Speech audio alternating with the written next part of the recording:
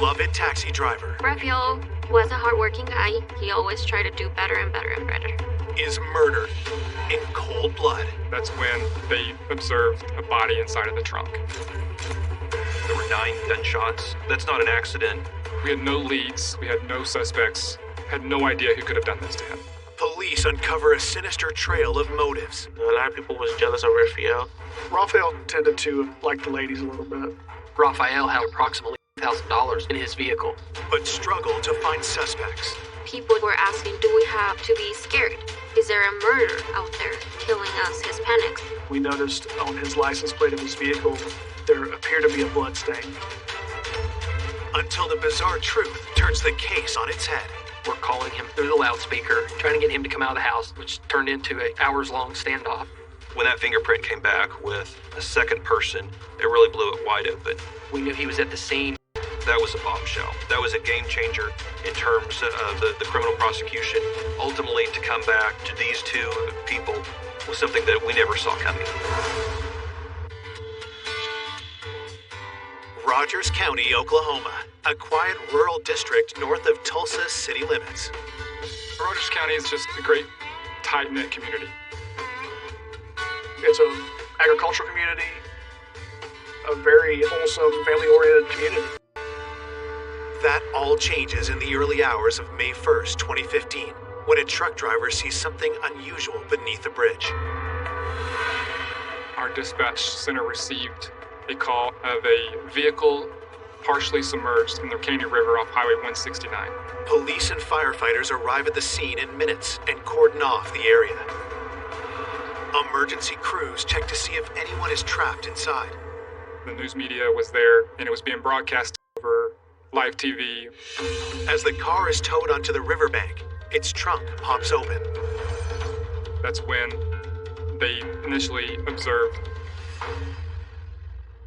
a body inside of the trunk. At that point, we knew we had a serious crime at hand. Rogers County Sheriff's detectives arrive and begin their investigation. When I arrived on scene, I observed a Hispanic male inside of the trunk. His pockets looked like they'd been rummaged through. Only when detectives move the victim's shirt do they realize the violent nature of the attack. He appeared to have several gunshot wounds to his chest area. There were 9 gunshots. That's not an accident. 9 gunshots is intentional. Somebody wanted to make sure that he did not survive his injuries. The first question facing detectives is who is the man in the trunk? We did not locate any type of identification or any wallet or anything that a normal person would have in his pockets. So it made it very hard for us to identify who he was. We were taking photographs of his tattoos and the unique markings on his body.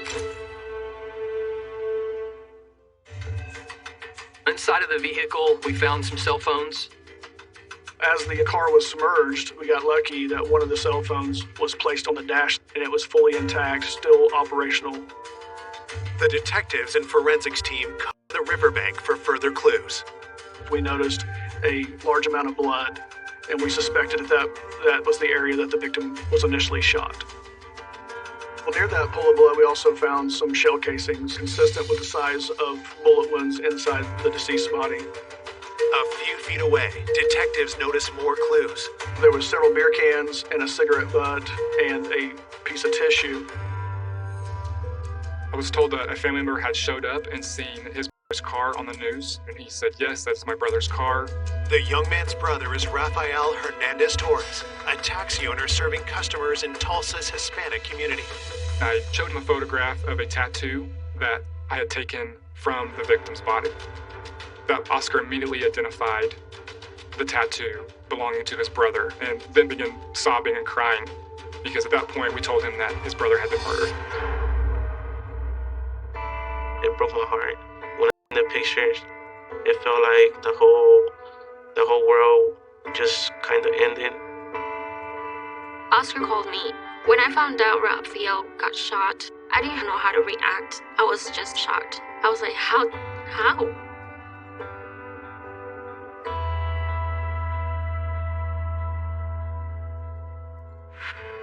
Rafael Hernandez Torres was born outside Mexico City on October 22, 1976.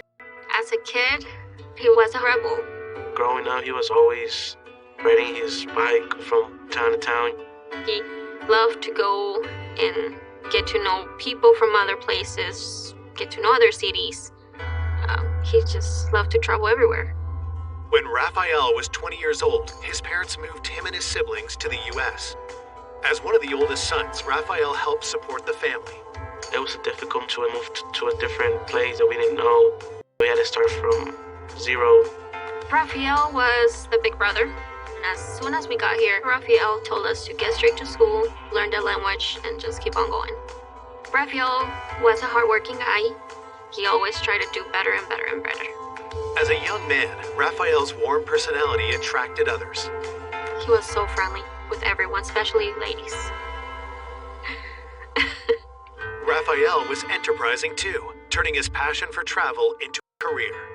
Raphael started his taxi business with one car. From there, it kept on going and going. Raphael was known in Tulsa's Hispanic community as someone willing to help anyone in need. Raphael cared about everybody. If he saw you down, he'll try to help you. If he saw you homeless, he'll get you a room and get you a shower and help you out. He knew people who didn't have anything to eat, and he helped them out. Raphael had a great heart. What would lead anyone to take Raphael's life so violently on that riverbank? Everybody knew him. Everybody liked him. He did a service to his community, always gave back to his community. At this point, we're thinking, why would somebody kill him? At the crime scene, detectives asked Oscar and Juan what they know about Raphael's last hours before his body was discovered in the river. Raphael called me and told me that he was going to Texas. But the next day, he didn't call me, which was strange because he was always calling me every time he went out of state. Police ask if Oscar and Juan know why anyone might want to kill their brother. We learned that Raphael was known to carry approximately $2,000 on him at all times. Whoever did this took his ID, took his wallet, took any money he may have had. So that led to the possible motive that Raphael had been killed for the money. Oscar gives the detectives one more useful piece of information.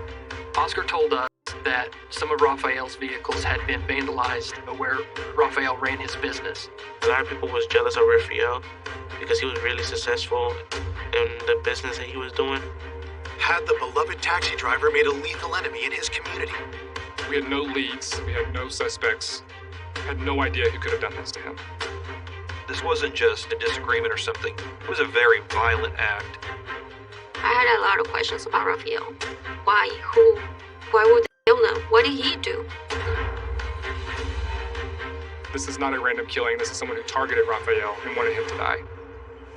Coming up, detectives uncover a tangled web of romantic interests. Not only does he call her frequently, go by and see her, but I know he bought her flowers. She had an unusual relationship with her ex-husband. They both still slept in the same bed. So a scorned husband, that could fit right in with that. Now we're starting to think this could be a motive. And a surprising lead sends the case in a new direction. We were shocked when we found a second individual's fingerprint at the scene. After discovering Rafael Hernandez Torres shot dead and stuffed into the trunk of his own taxicab, detectives are trying to establish if it was a robbery gone wrong, or if he'd been targeted by someone with a grudge. We were trying to see if we could locate who had vandalized Raphael's vehicles, see if there's anyone that had a motive or a reason to harm or murder Raphael. Detectives are also on the lookout for vehicles spotted near the bridge on the night of the murder. We established a tip line, and we got that number out to the news outlets. We received multiple tips from passerbys describing that they saw a truck on the side of the highway, a black SUV on the side of the highway, and then a silver car on the side of the highway. So we initially started looking for vehicles that could match that description, in the hopes that we could run a name.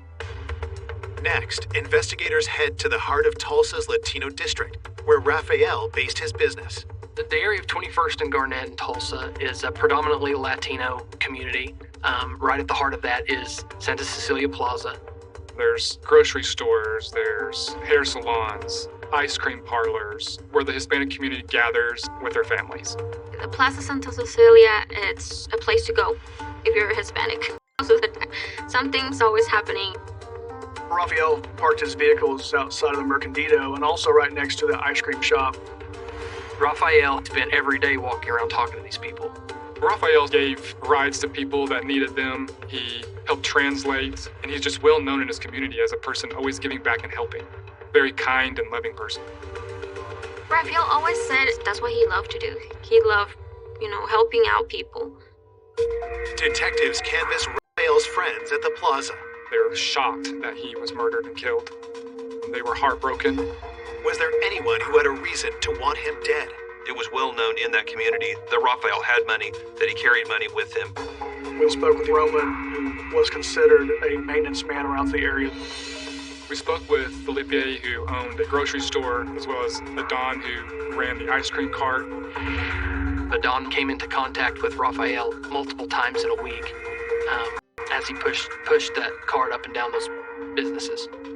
We actually learned that people seemed to really like Raphael. No one really seemed to have a motive to want to harm him.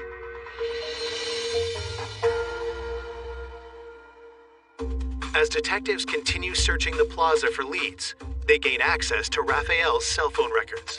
So initially, we had the physical phone. I drafted a search warrant to try to extract as much data as possible from that phone. Raphael was talking to multiple people between 9:15 and 9:30. So we know that he's alive at that point, or he wouldn't be answering his phone. And then after that time period, he doesn't answer any more phone calls. It's always important when someone has been murdered to find out who they talked to last. One of the numbers that we had identified on Raphael's phone belonged to a female named Letty. Letty worked at a laundromat near where Raphael kept his vehicles. We found out through Oscar that Raphael and Letty may have had some type of relationship.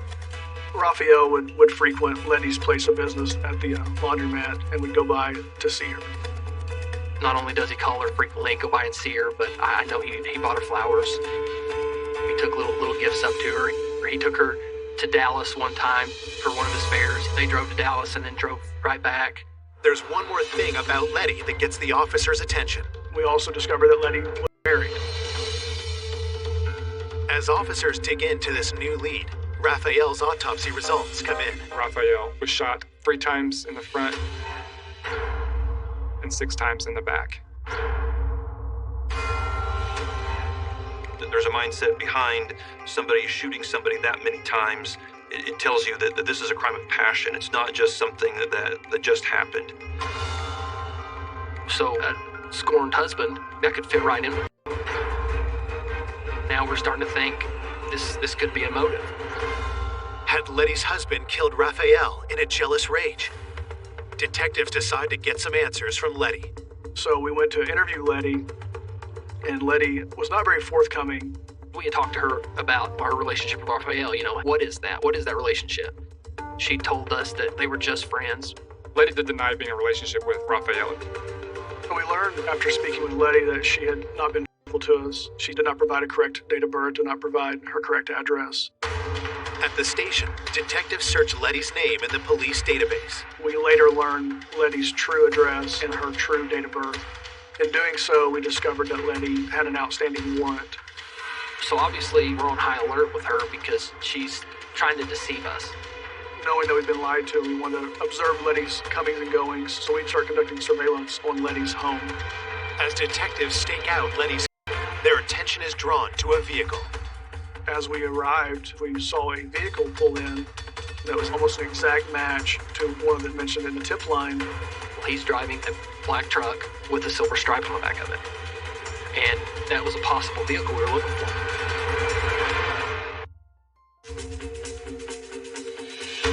Detectives investigating the shooting of taxi driver Rafael Hernandez Torres believe his friendship with laundromat worker Letty could have sent her husband into a jealous rage. First thing we decided to do when looking into Letty and her husband was we went to see who her husband's talking to. Then a truck pulls up in Letty's driveway that matches a vehicle spotted near the scene of Raphael's murder. So from there, we decided that we're going to make contact with the individual in the truck. Officers confront the truck's owner, who claims to be the friend of Letty's husband, Mario. Rogelio was basically crashing on Mario and Letty's couch. And they were putting him up for several weeks. While speaking with Rogelio, we noticed on his license plate of his vehicle that there appeared to be a blood stain. And there's a bloody fingerprint on the tag of the truck. Looking under the truck, and there's a piece of tissue that is kind of consistent with tissue that we found at the scene. Is this the evidence detectives have been searching for? They search the house and see what else they can find. During the search of that home, we did find a firearm inside the home. We submitted that to the state crime lab. We had a victim that had been killed, put into the trunk of his vehicle, and then that vehicle was subsequently pushed into the river. It was a very narrow window of time that all this happened in. So, in most of the investigators' mind, it's a very good possibility that there's two people involved in this. But we got what we believe could be the possible vehicle. We have evidence that Lenny's husband and this friend of his could be our suspects. And we're thinking this is the big crack to the case that we've been looking for. Police bring Mario and Rogelio in for questioning. They ask Mario about Rafael. Had the taxi driver's advances on Letty made him a target? Mario was familiar with that Rafael had bought his wife flowers and was known to stop by her place of business frequently, but he did not seem to be very upset by that. Mario insists that he was never jealous of Rafael because he and Letty are divorced. We discovered that Letty had an unusual relationship with her ex-husband. They both still lived in the same house. They lived there with their children. They even slept in the same bed. She was kind of out seeing people. He didn't care. Mario also insists that he was at home asleep on the night of the murder. Rogelio gives the same alibi, insisting that he never left the house that night. Their alibis were not really solid. We were worried about them being co-conspirators, so at the time, we weren't putting just a whole lot of stock into that. Officers press Rogelio about the blood on his license plate. And we talked to him about the blood on it, and he's got a good excuse for that. He cut his finger trying to put the tag on, and the bloody fingerprint is his blood. They were more than willing to provide their DNA and fingerprints to clear themselves. Despite officers' suspicion of Mario and Rogelio, the lab results tell a different story. We have DNA from the scene, and Rogelio and Mario don't possess that DNA. The firearm inside the home did not match bullets that we found in Rafael. And based on their phone numbers, they weren't at the scene. We found zero evidence linking them to the crime, and that whole theory really started to fall apart quick. We were going back to the drawing board and we were starting over again. We weren't sure on where to go from here other than talking to the community. It's very frustrating during this point. With each passing day, pressure to solve the case is only increasing. People were asking, do we have to be scared? Is there a murder out there killing us Hispanics? My whole family was worried because they didn't want me doing the taxing business because they didn't want me to be the same as my brother. At a crossroads in the investigation, police find a new way forward when they gain access to further cell phone records from the night of the murder. One of the last contacts that Rafael had was a fare that was supposed to be getting a ride to Texas later that night, and Rafael never showed up. But there's one other number that we know is also communicating with Rafael at around the time of his death. Rafael was scheduled to pick up an individual and told him that he was going to be late because he had another job. Rafael had told him that he was going to help a friend who had gotten into an accident, and he was going to go translate for him to the police. We know that phone conversation took place around 9:15, and we believe that around 9:35 that Rafael was murdered. Had Rafael been lured to his death by a call from someone he knew? As we start diving into the call detail records on that phone number, we're able to follow the tower information and the location of that phone to the scene of the crime. We were able to track Rafael's phone and the suspect phone, both going to the same area. However, Rafael's phone didn't leave, and the suspect phone went back to Tulsa. This was very important to us because we knew that this was a possible killer that enticed Rafael to where he ultimately was shot and killed. That's when we make the decision to focus everything on that number. When police try to identify the phone's owner, there's a problem. We get subscriber information for the phone number, and it comes back to an unfictitious name. The number was on a prepaid phone. It wasn't attached to any particular other person. That number was very important to us, especially after seeing the lengths that the individual went to hide their identity. We felt very strong that this number was going to belong to the killer. So investigators had to start looking at other ways of identifying who this phone belonged to. We started to get call detail records for that number. And they started contacting people that were in contact with the cell phone. We were able to pinpoint a phone number from someone that talked to the suspect phone several times close to the time of the killing. The phone number belongs to a man named Marco Lara. But once we got the name for Marco Lara, we started running a criminal history check. And we find the drug charges, some firearms charges, stuff that we were interested in when you're looking for a violent killer. We knew that Marco knew who possessed our bad guy's phone number because he had been calling it. Marco ran with some of the same people in that area that Raphael had contact with. And so we really felt like Marco was a good spot to gain some information. We went to the area of the plaza. Marco lived one street over, and we staked out his house. We saw a truck pull into his driveway, and he gets out of the driver's seat, and he walks into the house. So we get out and we start covering exits to make sure that he isn't leaving. But that's when things went south. 2 weeks after cab driver Rafael Hernandez Torres is found shot dead in the trunk of his car, police are about to confront Marco Lara, a man they believe may know the identity of the killer. We went there to make contact with Marco. He refused to come to the door. We're calling him out through the loudspeaker, trying to get him to come out of the house, which turned into a standoff. We established a phone connection. There was a woman and children in the house, his family, and we're requesting for him to come out. And this goes on for a long time. Eventually, his wife and children come out, and we believe, that it's just him in the home. There was a several-hour standoff with him in which he ultimately gave up and came outside and surrendered. Police take Marco into custody and begin their interrogation.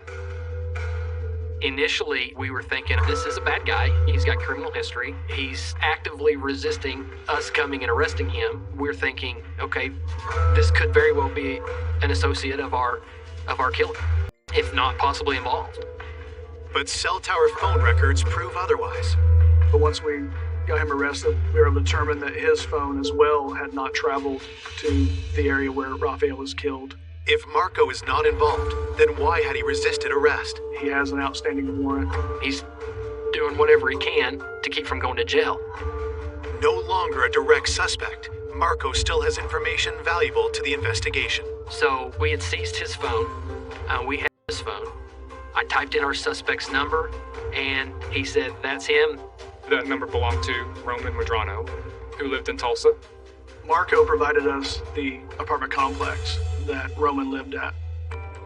So knowing that Roman Medrano was the owner of that phone, we sat at the apartment complex and we figured out what apartment he was in. And the next morning, we served a search warrant on that apartment. When detectives search the apartment where Roman Medrano lives with his wife Blanca, they're surprised by what they find. As we entered the residence, I noticed there was no furniture. It appeared that Roman maybe didn't have a lot of money. Maybe he was struggling to pay his bills. We find that there's very little in the way of furniture, and it looks like things are being sold off. There's IRS paperwork scattered about. Searching through Blanca's purse, officers make a discovery that raises their suspicions further. There was approximately $2,000 in her purse. Raphael had approximately $2,000, in his vehicle. And now our suspect's wife has this large sum of money in her purse that is pretty close to the amount. We had the one suspect number that we had determined to belong to Roman Medrano. At that point, we felt we had enough to bring Roman and his wife in for questioning. At the police station, detectives first interview Roman's wife, Blanca. Blanca initially denied knowing who Raphael was. Blanca told us that she was not given a ride by Raphael, that Roman has nothing to do with this. Then how to explain the $2,000 in her purse? Roman doesn't have any money. He's worried about losing his roof over his head. It's well known in the community that Raphael carries lots of cash with him. So I don't think it was any secret that by killing Raphael that Roman could get a payday out of that. Blanca basically told us that Roman was with her the night the homicide, that he's always home. In another interview room, detectives question Roman. Roman told us that he did not know Raphael, that he didn't know that his wife knew Raphael, that he had never been to the area where the homicide occurred. Roman denied every aspect of any knowledge of the case whatsoever. Roman just heard of Raphael's taxi service and that he was, doing work in the Hispanic community. But detectives have information that suggests a closer connection. Shortly after the first interview with Marco, he reached out to us and gave us more information about Roman. Marco told us that he had overheard Roman and another individual talking about how Raphael had given Roman's wife, Blanca, a ride in this taxi cab to the Tulsa County Jail. Pressed further, Roman admits to knowing more about Raphael than he first let on. Raphael had a successful business and tended to like the ladies a little bit. Roman did not like the fact that she was taking rides with Raphael. He still wasn't willing to tell us that he was, at the scene of the crime. Confronted with Roman's admission that she'd taken rides with Raphael, Blanca's story begins to change. Now she knows Raphael. She's telling us that they had talked, they knew of each other. Blanca began to tell us that during one of her rides with Raphael, that came on to her and that she believed that it was inappropriate and told Roman about it. We had learned that Raphael had made comments to Blanca as trying to hit on her, and that this was very upsetting to Roman. Blanca described Roman as a very jealous man. Had something happened between Raphael and Blanca that triggered Roman to seek revenge? Based on how many times they were shot, there was a personal element to this. We believe that Raphael's conduct towards Roman's wife could have been a motive to kill him. At this point in the investigation, we definitely feel like we have our guy. 17 days after Rafael Hernandez Torres' murder, police are investigating husband and wife, Roman and Blanca Medrano. There were two angles that led us to Roman. One was jealousy. We knew that Roman was aware of Raphael giving a ride to Blanca. Roman believed that Raphael disrespected his wife by coming on to her as she described, which would indicate a motive behind Raphael's killing. But we also knew that Roman was struggling financially, and we had every reason to believe that Roman would know that Raphael carried money with him. We definitely feel like we've got probable cause to arrest him. We feel like we have our guy. We don't know if there's another individual at this point, but we know we've got at least one of them. Under questioning, the couple remains adamant in their denials. Roman would never come out and tell us the truth. Roman told us that he had never been to the area where the homicide occurred. Blanca gives us an alibi for Roman and says that he's at the house with her. We knew that wasn't true because it was Roman's cell phone that was at the scene. We got the overlay suspect location from the cell towers. We knew the possessor of that phone was involved in this killing. Was it possible that someone else had Roman's phone on the night of the murder? We had the evidence from the cell phone that Roman talked to Blanca 20 times the night of the homicide. If you're sitting right next to him, why are you calling him that many times? And she says, I'm not. So things started to change. Now we have actual evidence from, the mouth of his own wife that what he's saying isn't true. So to this point, we have a very compelling circumstantial case. We've got the cell phone records. We have motive. Police take Roman's fingerprints and swab him for DNA.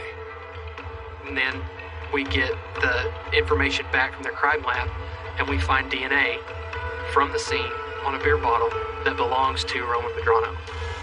The DNA evidence that came back to Roman Medrano really firmed up the case against him. It went from a very circumstantial case to a really good case. Police are ready to charge Roman with murder, but know the case is far from airtight. There was no murder weapon. We didn't have an eyewitness to it. We knew that proving it in court was going to be very difficult to do. Then, as detectives go back carefully over forensic reports from the state crime lab, they find something unexpected. We were shocked when we found a second individual's fingerprint at the scene. When that fingerprint came back with a second person, it really blew it wide open. This fingerprint affirmed our suspicion that there was more than one person involved in the killing. That was a bombshell. That was a game changer in terms of the criminal prosecution, because now we had an eyewitness. That print came back to a guy by the name of Adon Mora. Adon Mora was a member of the community there in the plaza. This fingerprint came back from the Department of Homeland Security when Adon Mora was deported previously. Adon Mora was known as the Ice Cream Man. When I found out that the Ice Cream Man was involved, it was a shock because you don't expect someone to be that person. Why would Raphael's friend, the ice cream vendor, turn against him? We knew he was at the scene. We knew he knew the victim. We knew he knew the other suspect. Marco Laura told us that Adon and Roman were tied. I mean, they spent a lot of time together. The consensus amongst the investigators is that it was more than likely a two-reason motive. One, they were in dire straits, needing money, and two, that Raphael had disrespected Roman in talking to his wife, Blanca.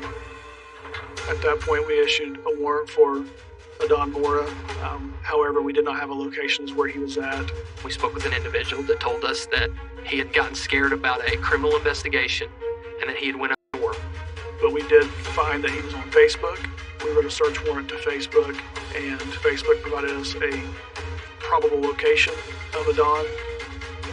We were able to locate those IP addresses in a suburb of Detroit, Michigan. It gave us about a 3-block area. Detectives contact U.S. Marshals, who take Adon into custody within a matter of hours. I read Adon his rights. While speaking with him, he acted as if he was not close to Raphael in any way. When I asked him specifically if he had been through the area of the Caney River, he stopped the interview and requested that his attorney be present. Hearing of Adon's arrest, Roman requests another interview with police.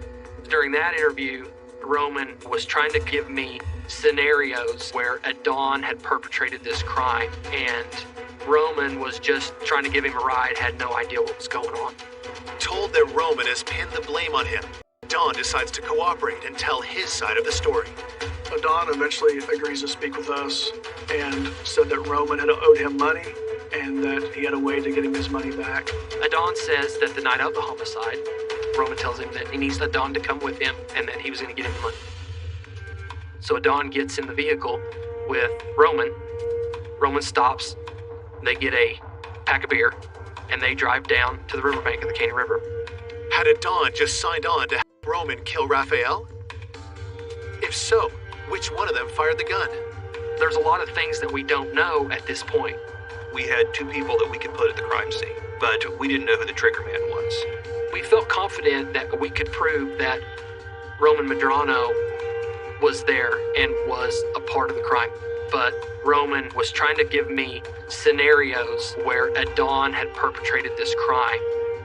Adon is doing as best he can to separate himself from the crime. It's extremely important for the family members that we get justice for them. But this was an incredibly violent crime, and we wanted the person that pulled that trigger. When I found out Raphael was slurred out because someone needed help, it was just horrible. Why would you lie to him like that? We wanted a conviction for the community, for the family, so we requested that Adon take a polygraph. There's no way that we can give Raphael back, but what we can do is solve the crime and send the perpetrators to prison. Police now have 2 suspects in custody for the shooting of Rafael Hernandez Torres, Roman Medrano, and Adon Mora Ramos. Ultimately, to come back to these 2 people was something that we never saw coming. Adon's unexpected involvement in the murder gives police a valuable way to secure a conviction. To ensure he's telling the truth, police have Adon submit to a polygraph test. During the interview with Adon, he explained to us that Roman wanted him to be at a certain location to help him with a job of some sort. They went out to the area where the homicide had occurred, and they were there drinking some beer and just hanging out. Adon doesn't really know what's going on. He's asking Roman, what are we doing? How are we going to get this money? Well, Roman keeps walking off and he's on the phone. He makes a phone call where Adon can't hear him. After a period of time, Adon sees Raphael's silver car pulling down where they're at. Raphael believed that he was going to help a friend who had gotten into an accident. It was Roman's cell phone that made the call to lure Raphael out to the rural secluded area. According to Adon, Raphael drank a few beers with them, and then Roman asked for his help jump-starting his car. Roman directed Raphael's vehicle to pull down and give him a jump. Roman tells Adon, take the jumper cables and hook them up to the cars. Adon tells investigators that what happened next took him by surprise. Adon is trying to hook up the cables under the hood of the car, and he hears the gunshots. He looks up and says that he sees Roman standing over Raphael, and that Raphael has been shot several times. Adon fingers Roman as the triggerman, as the actual killer. The polygraph test confirms that Adon is telling the truth. That was the last piece of evidence that we needed. The information that he gave was truthful. And it became clear that Roman was really the one that had a personal vendetta against Raphael and the financial motive for it. But we knew Adon participated. We knew he helped out with it. Adon admitted that he put Raphael's body in the trunk and helped push the vehicle into the river. And Adon said he was afraid that Roman was going to shoot him as well. Adon never says anything about the money.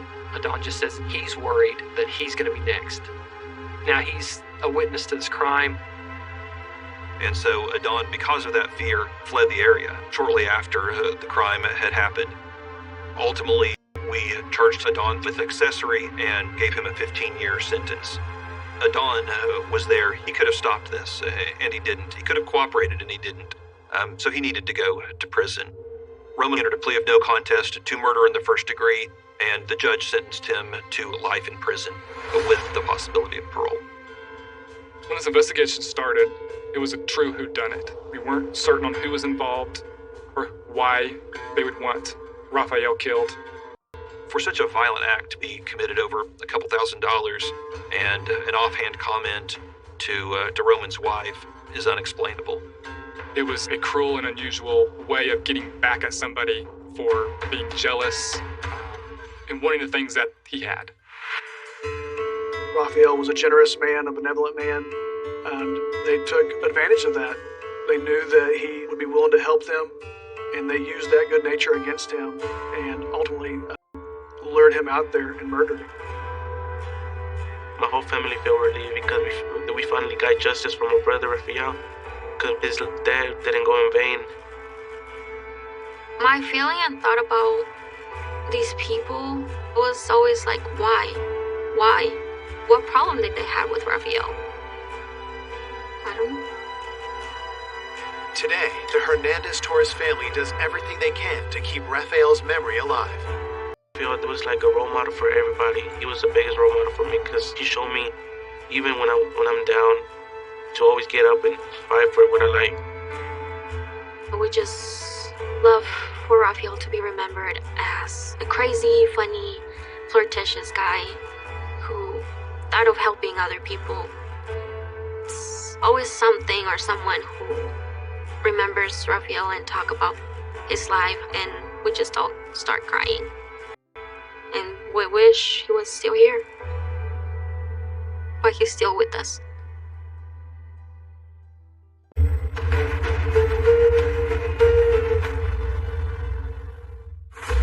They suspected this guy's on the run with his beautiful young girlfriend. They're never gonna find him. He never showed up for a sentencing hearing. It's a simple case of take the money and run. And everybody started saying that they skipped the country, and I said, no, because she would not leave her boys. Her boys were her life. This was someone he trusted more than anyone. It becomes crystal clear that he's been betrayed by his friend. Bodies have been found on this property on Mount Olivet Road.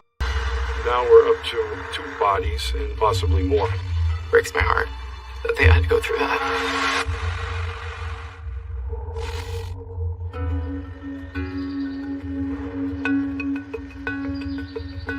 My name is Lisa Sands.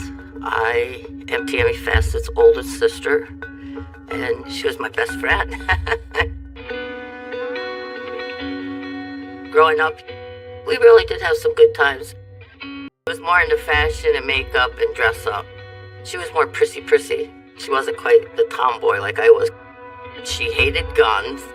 She hated hunting. She hated fishing. She would rather stay home by herself and read or something. My teachers would always say, "Why can't you be more like your sister, Tammy?"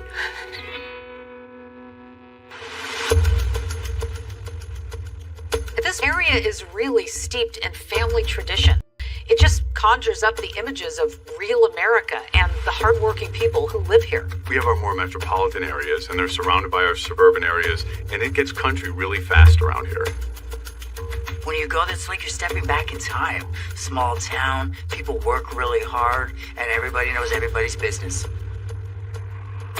In 2001, Tammy Fassett is a single mom. She's living with her sister and her 2 kids from 2 failed relationships. But she has not given up on love. She meets a pharmacist named Michael Kurkowski, and instantly they connect. Michael Kurkowski lived a life commensurate with a pharmacist raising 2 young boys. Michael went through a tumultuous divorce, and his parents were happy that he'd been moving forward.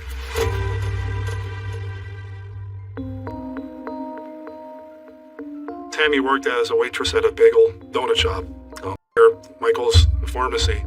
Michael would pop in and get a coffee, a bagel, a donut, and it began with small talk. And it blossomed into a very tight relationship between those two. Michael would order lunch and she would take it over.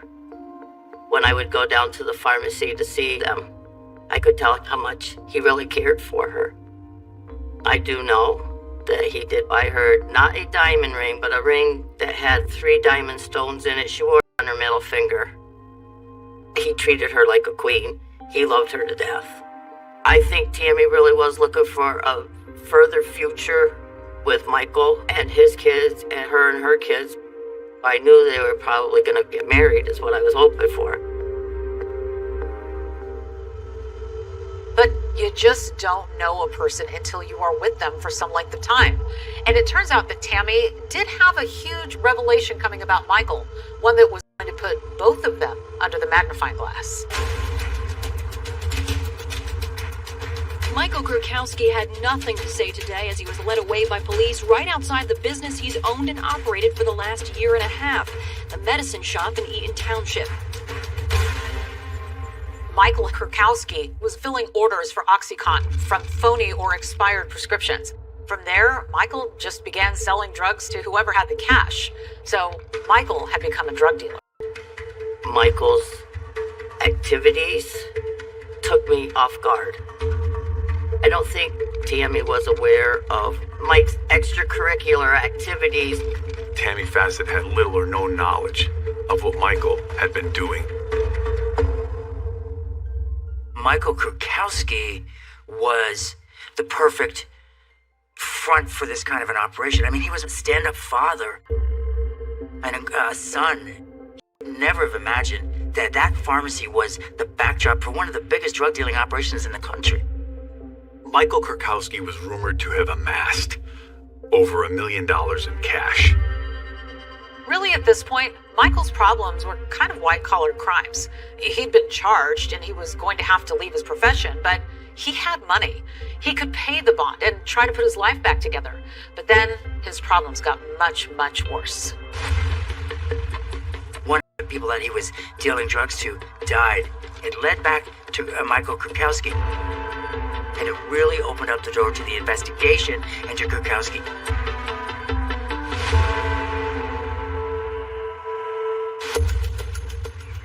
No matter what, Tammy loved Michael.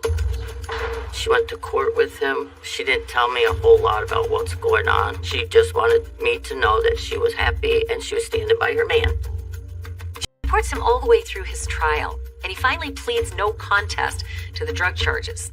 With sentencing just 3 weeks away, Michael and Tammy have been trying to lead a normal life, right up until one day in early May of 2002. It was a Friday. She was supposed to pick Jonathan up after school, and she never showed up. When she didn't come home, I really got panicky. She would not leave her boys. Michael Kurkowski was also supposed to pick up his kids from daycare, and he was a no-show too. No one knew where Michael was, and it was very out of character for him not to be responsible and pick up the boys. Saturday morning came, and I must have called 20 times in less than 24 hours. And all I would get was Mike's answering machine. Mr. and Mrs. Kurkowski Sr. were at Michael Jr.'s house. Lisa came over to Michael's house, and they sat in the driveway with lawn chairs for hours and hours, waiting for them to come home. And that Monday morning, Mr. and Mrs. Kurkowski finally went to the police station and filed a missing persons report on Michael Kurkowski. Mr. and Mrs. Kurkowski came to my office to talk about their missing. We checked as many places as we could. His bank records, credit card usage, nothing was being used. But we knew that he was about to be sentenced for some drug violations. The police knew Michael Kurkowski, so they were suspicious. To the cops, this was a no-brainer. If Michael Kurkowski had as much money as they thought he had, to him losing the bail money would be well worth the price of freedom. Who should be behind bars, but Kurkowski never showed up for a sentencing hearing, forfeiting $450,000 bail money with no evidence of foul play. The DA says it's a simple case of take the money and run. We had every expectation that he would have had vast cash resources to use. They suspected this guy's on the run with his beautiful young girlfriend, and they're never going to find him. Michael and Tammy vanished off the face of the earth.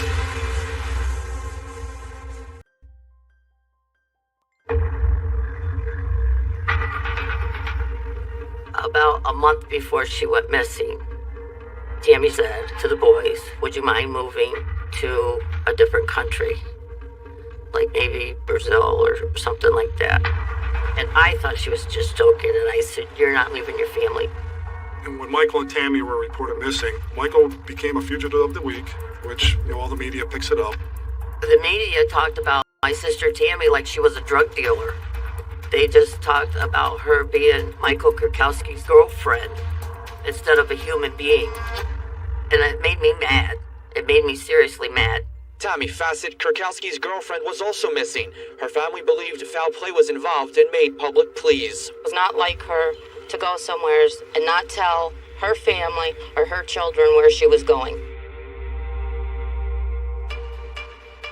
Once law enforcement decides that Michael and Tammy have left the country, that becomes the focus of all their efforts. But the question remained, where'd they go? This crime occurred just 6 months after 9/11. You could still travel without showing your passport at point of exit. There was nothing to indicate that they had flown out because there was no passport records of leaving the airport at that time. How do you check every country and every possible destination? There didn't seem to be any real trail to follow. The cops changed their focus yet again. If Tammy and Michael did flee, then the cops are now betting they had help. So it's back to interviewing more coworkers and family and friends, and in that effort, one name keeps popping up. And it's a guy who seems like the polar opposite of Michael. Ex-con named Hugo Selensky.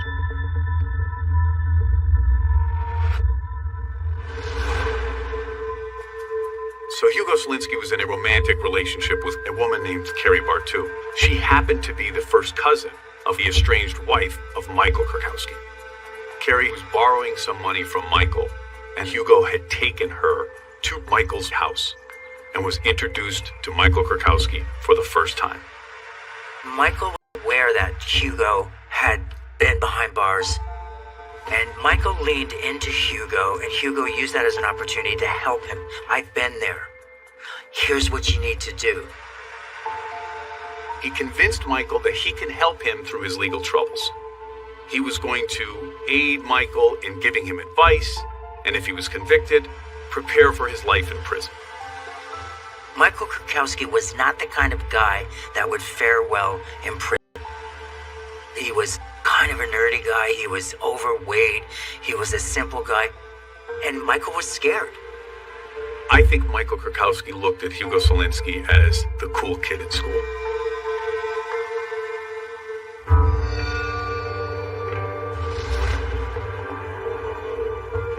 I made contact with Hugo Solinsky and I did interview him. I spoke with him for an hour and a half.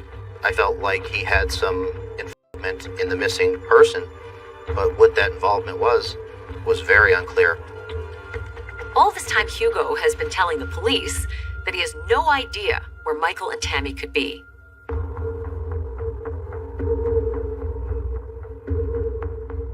But when he knocks on the door of Michael's parents' house, he has a very different story. 2 or 3 months after their son disappeared, Hugo went to their parents' house and said, "Your son's alive.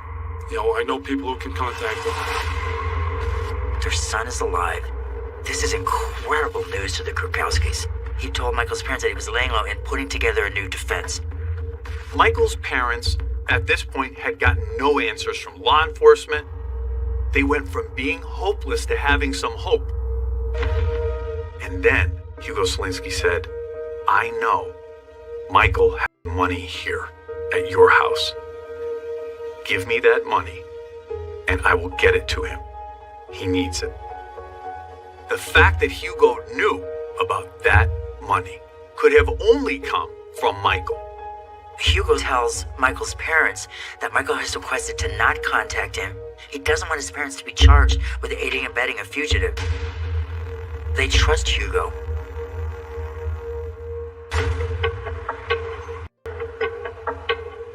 On this visit, the family gave Hugo $30,000. On a second visit a month later in August, they gave him another $30,000. But it was on that third visit in September the family really became suspicious.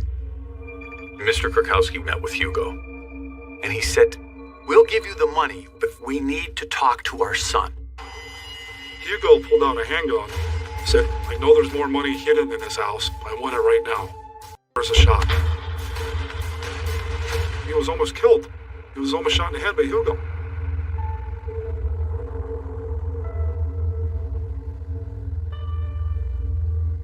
My name is Connor Kurkowski, son of Michael Jason Kurkowski.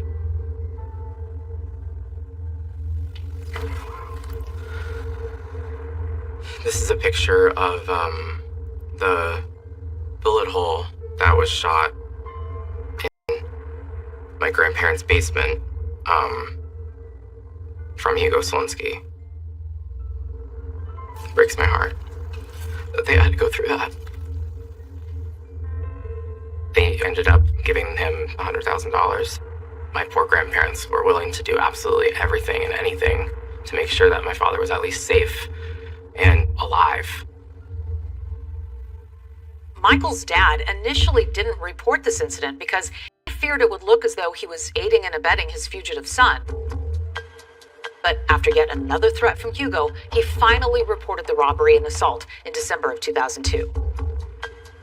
But law enforcement was suspicious of this entire situation. Was Mr. Kurkowski protecting his son? Law enforcement was suspicious of everyone involved. Just because Hugo's extorting money from Michael's parents doesn't mean that he has anything to do with Michael's disappearance. It makes him a person. The police did go out to the Kurkowskis' home. They took statements and they documented the scene, but they didn't arrest Solinsky. Not yet. They were still gathering evidence. As for Tammy and Michael, it's now coming up on a full year since they disappeared. They could be living it up in some tropical paradise, or maybe they'd met their end. Nobody knew, and it kind of looked like nobody was ever going to find out. I do not think that enough was being done to find Michael or Tammy, to be exact. I knew that something was really, really wrong. If I knew where she was, I would take her boys to her. I had to keep my sanity. If I didn't, I would drink myself to oblivion. At this point, it looks like authorities were never going to find Michael or Tammy. Then they get a tip from someone they had no idea had any connection to the case. A convicted felon by the name of Paul Weekly.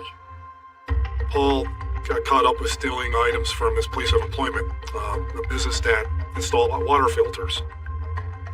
I arrested him on burglary, theft, receiving charges, some felonies, some misdemeanors. He was facing a federal probation violation, so Paul Weekly was looking for leniency. Weekly knows his back is up against the wall, so during his intake interview with the police, he raises a tantalizing question. Rather spontaneously, he says, you guys, by the way, you guys have any unsolved homicides in your troop or that you're working on? I says, well, yeah, we have quite a few. If you have information that could help us, maybe this could possibly help you. Mr. Weekly was with his attorney, and they had information about some buried bodies at Mount Oliver Road, which at the time was the residence of Hugo Solis.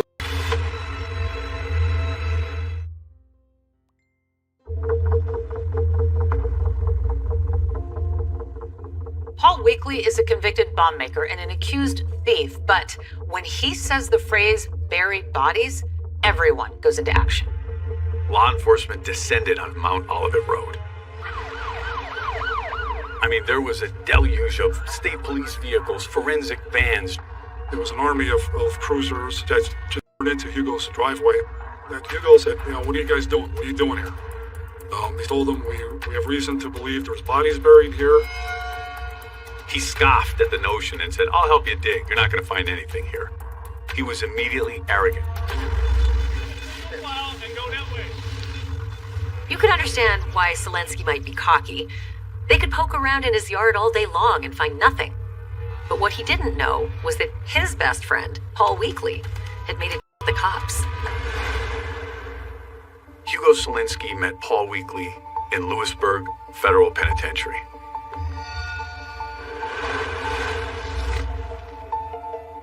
They trusted one another. So when Weekly was released from federal prison, he came out and lived with Hugo and his girlfriend Tina.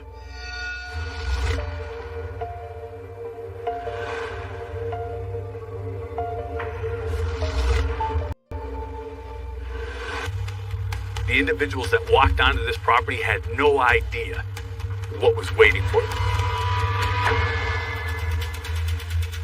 Mr. Weekly was transported out to the scene. He said, dig right there. A couple of minutes later, the white plastic flex cuff zip tie was seen protruding through the dirt. And then what looks like a sneaker or a shoe.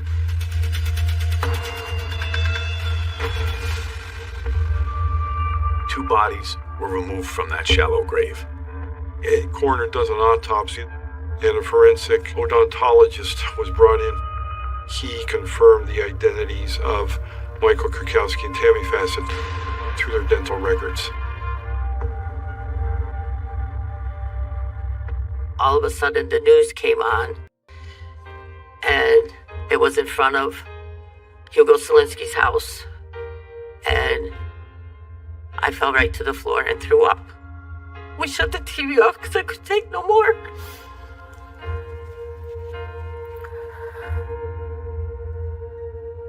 I mean, this was an earthquake. Police were so convinced that Michael and Tammy had taken a one-way flight to somewhere remote. And here were their bodies, just miles from headquarters. When I found out that they had been killed, I felt as if it would have been my responsibility to uncover more information. I just didn't have anything that put me in that direction. This was the biggest story that had ever happened in this community. And this community will never be the same.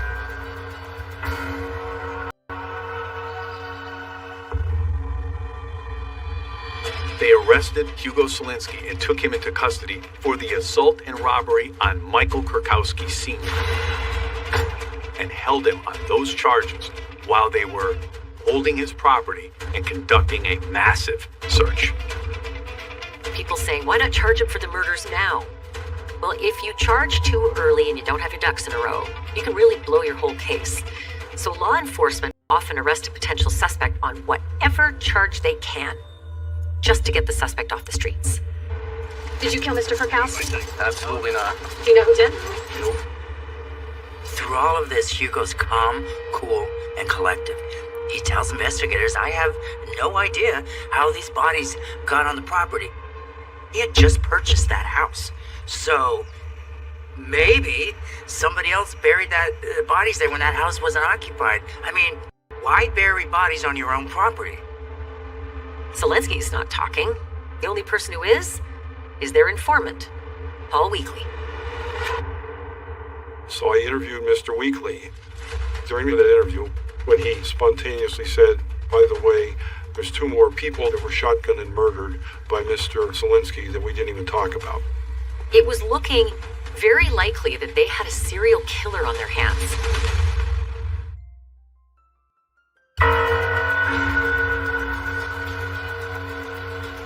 Investigators are still on the scene at Mount Olivet Road. I had many discussions and interviews with Mr. Paul Weekly. After locating the bodies that day at Mr. Zelensky's residence, Mr. Weekly said they were buried somewhere else. And he said, and all he did was assist Mr. Zelensky in reburying the bodies at this location. Sure, he led us to the bodies, but he was not being 100% truthful. So, when police were searching on that property, they identified 2 burn pit areas, and they began to sift through that burn pit. This is bones and fragments from one of the burn pits, later determined to be human bone fragments. So now we're up to at least two bodies and possibly more. And then one technician notices a little spot of brain matter on Zelensky's garage door, and that does have DNA. But the DNA doesn't match Michael or Tammy. It does, however, match a small-time drug dealer named Adia Keeler, and as it turns out, Keeler and his friend Frank James have been missing now for about a month. Mr. Weasley explained to us Hugo Zelensky was into robbing drug dealers. They were murdered and robbed, and then eventually burned in the burn pit.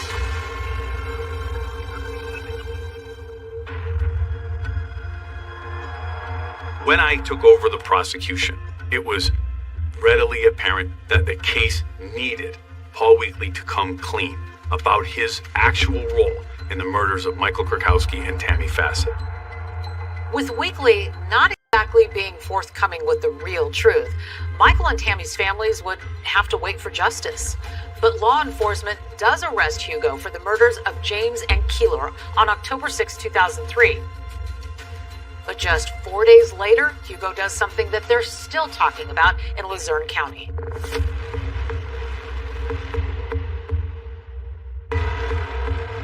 Cellmates 39-year-old Scott Bolton and 30-year-old Hugo Zelensky somehow broke the window of their 7th floor cell and rappelled down the side of the building using a rope made of bed sheets.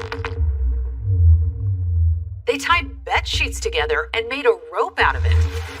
And then they threw a mattress to lay over the barbed wire. I mean, this is like something out of a Hollywood movie. Bolton was injured in the escape. He was found on the roof and rushed to the hospital for treatment. Bolton claimed that Zelensky pushed him out. Zelensky denies this. Either way, Hugo didn't spend any time helping his injured friend out. He was out of there. I happened to put the news on and the hair on my neck stood up. Your personal safety, safety of your family, is the first thing that crosses your mind. Someone like Hugo Zelensky, you don't know what their intentions are. Is it payback? You just don't know. Whenever there's a jailbreak, there's a certain group of people more at risk than everybody else. The detectives, the prosecutors, even the victims' family members. The longer Zelensky is out there, the more dangerous it is for them. When Hugo escaped from jail, my cousins all had their guns ready. They were going to go hunting down. Even my brothers, even I had mine ready. I mean, I'm not going to make no bones about it. On land and on the river, police search for murder suspect Hugo Zelensky. Not only did it cause concern, it also built his infamy. It also built his notoriety. I mean, I couldn't believe it. I was blown away. The national news, the local news, every time you flicked on the TV set, you got a picture of Hugo Selinski. The one positive in all this attention is that Hugo's face is everywhere, all across the media. And Hugo's a lot of things, but he's not stupid. And he knows there is no place for him to hide.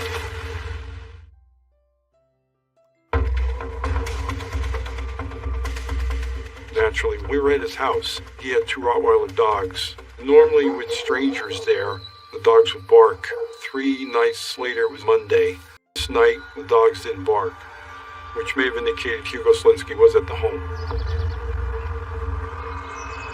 We knocked on the door. He surrendered. After 3 days on the run, Hugo Selinski surrendered to state police. It was a quiet ending to a massive nationwide manhunt.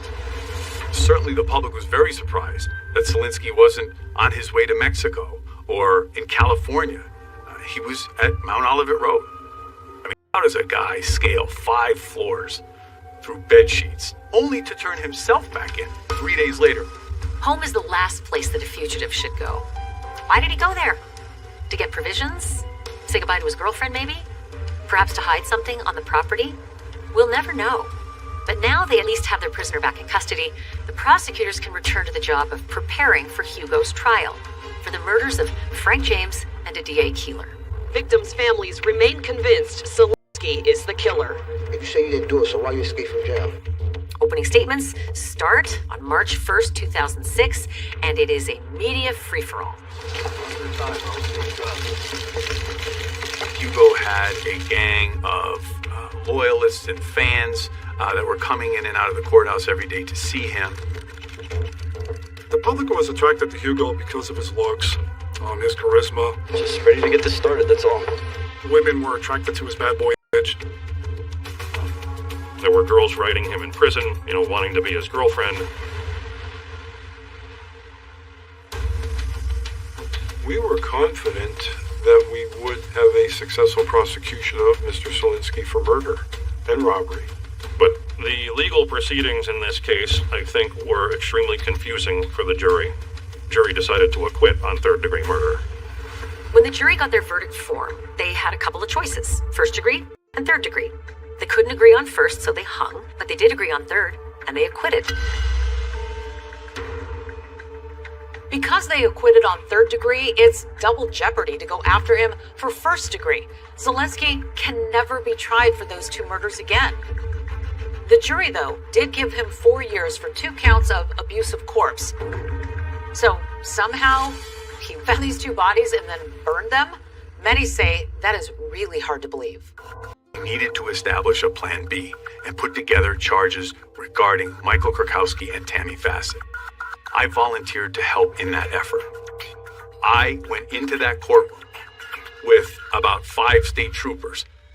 He was rearrested immediately for the murders of Michael Krakowski and Tammy Fassett. It's been nearly 3 years since they found Michael and Tammy's bodies. But finally, Luzerne County charges Selinski with their murders. There was just one problem: Paul Weekly. It all rested on this one witness, and since that time, he had clammed up. Paul Weekly originally told investigators not that he helped Hugo Selinski kill Michael Krakowski and Tammy Fassett, only that he helped with their burial.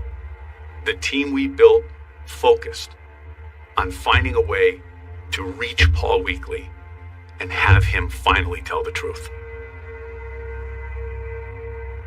Finally, Paul Weekly said to me that as we continued to put the pressure on, there was nothing left but the truth.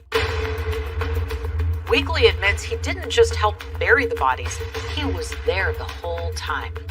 Why would he help kill those 2 people?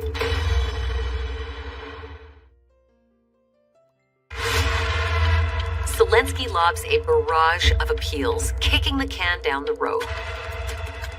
But in 2015, paid the piper.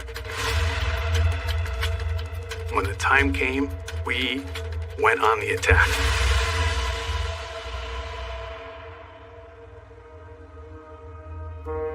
"2015 was one of the hardest years of my life, hands down. I was a sophomore in high school.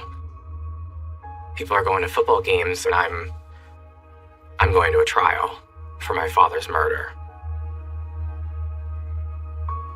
I felt very, very alone.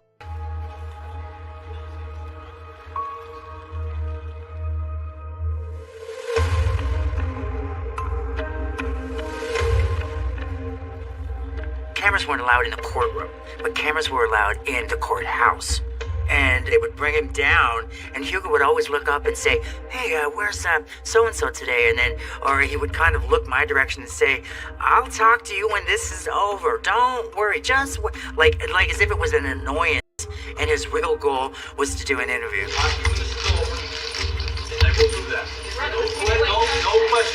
His cockiness and his sense of confidence was like nothing I'd ever seen before.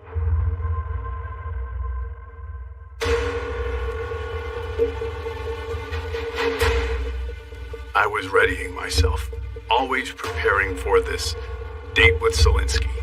I remember looking at the jury, and I was wrestling with how to start this. And I looked at them and I said, we're going to go on a journey together into the world of Hugo Selinsky. And I said, it's a journey I've been waiting 9 years to take you on. When the trial finally started, I made it a point to be there every day. I walked in that courtroom with my head held high, and Hugo looked right at me, stared me in the face. One of the state troopers came over to me and said, "Lisa, you really intimidate him. He went in there and threw his guts out." So they called Paul Weekly up to the stand to talk about the motive. Weekly testified about the stash of money that Michael Kurkowski had amassed from all of those opioid dealings. Money that Hugo Selinsky apparently needed. Hugo and his girlfriend, they had written out a check for $10,000 for a down payment on the new home that they had just purchased, but there was next to nothing in the checking account. Paul Weekly said Hugo had to get that check covered, and that they were going to rob and kill Michael Kurkowski on that weekend. Paul Weekly testified that he was fond of Hugo's girlfriend, and if they could get Michael's money, he knew it would make her life easier. Paul Weekly agreed to help with the murders because he felt pretty sure Selinsky would create that whole ruse that Michael Kurkowski and Tammy Fassett had gone on the lam. He said they arrive at the Kurkowski residence in the afternoon. Michael is at home, but also in his presence is Tammy Fassett. And Paul Weekly looks at Hugo like, what's she doing here? Hugo didn't want to hear it. Selinsky and Weekly cozy up to the couple, but pretty soon afterwards, Hugo pulls out a pistol, declaring this is a robbery. And it becomes crystal clear that Kurkowski has been betrayed by a man he thought was his friend. And then they bound Tammy's hands and feet and carried her upstairs.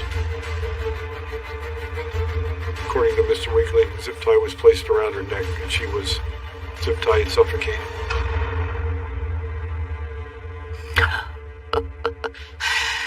Please, God, help me for saying this.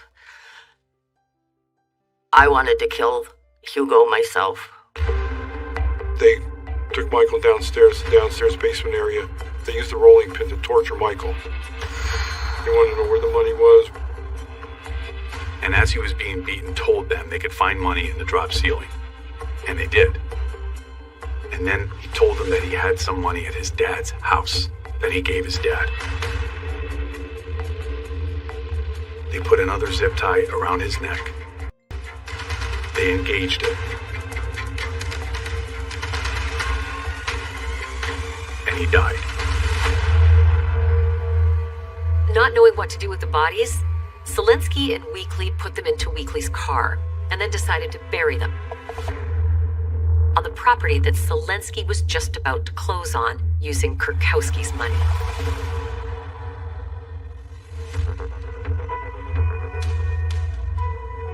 So there's a bell in the Luzerne County Courthouse. When the bell rings, you know there's a verdict. During this journey, Mrs. Kurkowski said, why do they take his picture like he's a movie star? And I said to her, when this is over, they're going to take our picture, you and me. we'll be the stars. We went up together, and when I heard guilty, I'll never forget it. And on the cover of the newspaper hangs in my office, is a picture of Sam and I and me holding Mrs. Krakowski's hand. There was a lot of memorable moments in that trial, but I'll never forget sentencing.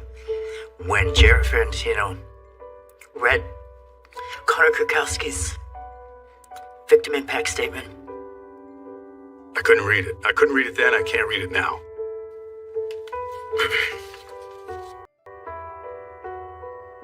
This is what I wrote to the jury for my dad's trial. I cannot fathom the words I need to write or speak.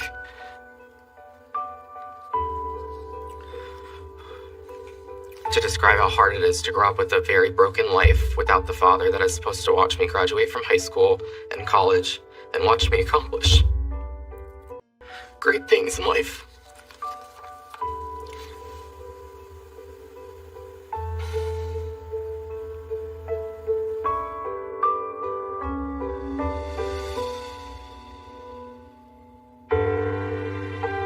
I've never told my story before like this, and it feels good to be able to finally have my perspective be heard.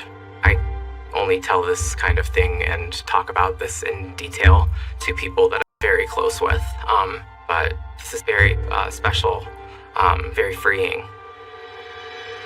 Hugo Solinsky received 2 consecutive life sentences.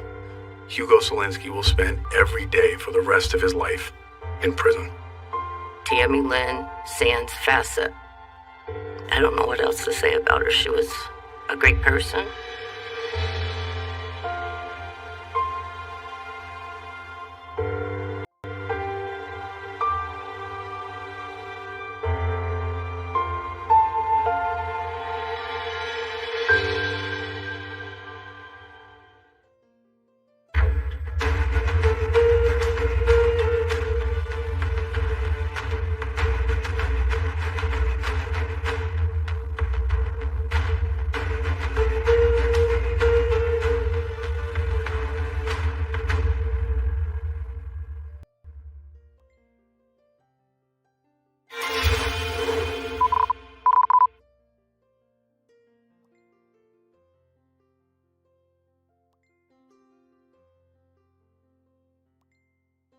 Tonight, David Muir reporting. We take you inside 2 cases. A mother just 19 years old. She was trying to protect her daughter. She fought like hell. Another case of a beloved teacher, her whole future ahead of her. Mysterious cold cases. It gives you chills even today. Yes. What links both of those cases is the cutting-edge forensic technology inside this lab. It sounded like science fiction at the time. Can they be solved? You'll see it unfold right here as they unmask the killer in both cases. Catching the killers on tonight's 2020, The Codebreakers. Tonight we take you inside 2 cases. 2 young women, both brutally murdered in their homes. The killers in each case evading police for decades. In one case, a mother just 19 years old, she was engaged to be married. Her fiance, who was about to marry her, adopt her daughter, he gets home and he immediately notices something is wrong. There's blood smeared on the stairway. The killer had attacked her in the bedroom. There was handprints of her trying to hold the door closed, and she just wasn't strong enough. Another case in Texas, the beloved teacher, her whole future ahead of her. Drove in to Memphis. She just started a new school. She was loving teaching her students. She was in a very good place. 911, what's your emergency? What's going on? Oh, what murdered? What did your daughter do? She's been murdered! You remember walking in and what you discovered? I remember walking into the bathroom and seeing her body on the floor. She'd been handcuffed. That's correct. She'd been handcuffed with her hands behind her back. There were about 36 different wounds on her body. She put up a fight. Of course, the question, who would want to kill each of these women? The mystery behind their murders would torment their loved ones for decades. They've got handprints, they've got footprints. Why are they not finding this person? It was like the talk of the town forever. And for the detectives who were working these cases, frustrating dead ends. There was also a suspicion, could it have been a member of law enforcement? Right, there was no forced entry, so our speculation was that it was somebody that she knew or somebody that presented a position of authority that could have garnered that trust to get inside the apartment. All of these questions lasted for years and years. Yes. Both of these brutal murders were cold cases for decades. And what links both of those cases all of these years later is the cutting-edge forensic technology inside this lab. Tonight you'll see it unfold right here as they unmask the killer in both cases.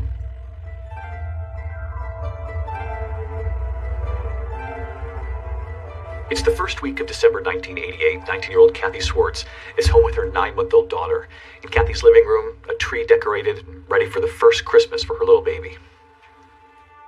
She was living with Mike Warner. They were, setting up their life, although he wasn't the father of the child. They were a couple, and they were trying to make their way. He definitely came in and kind of was her knight in shining armor. They were a happy little family. Mike got up around 5:30 in the morning for his job. He gets home at 3:30, and he immediately notices something's wrong. Things were in disarray.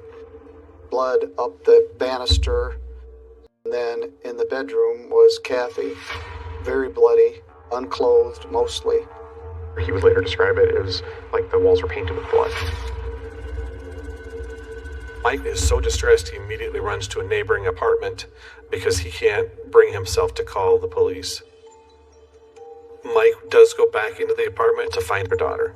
Kathy's baby, who's 9 months old, dressed in pants, a shirt. She has one sock on. Her diaper looks like it's been recently changed. She was standing up in the crib when Mike walked in.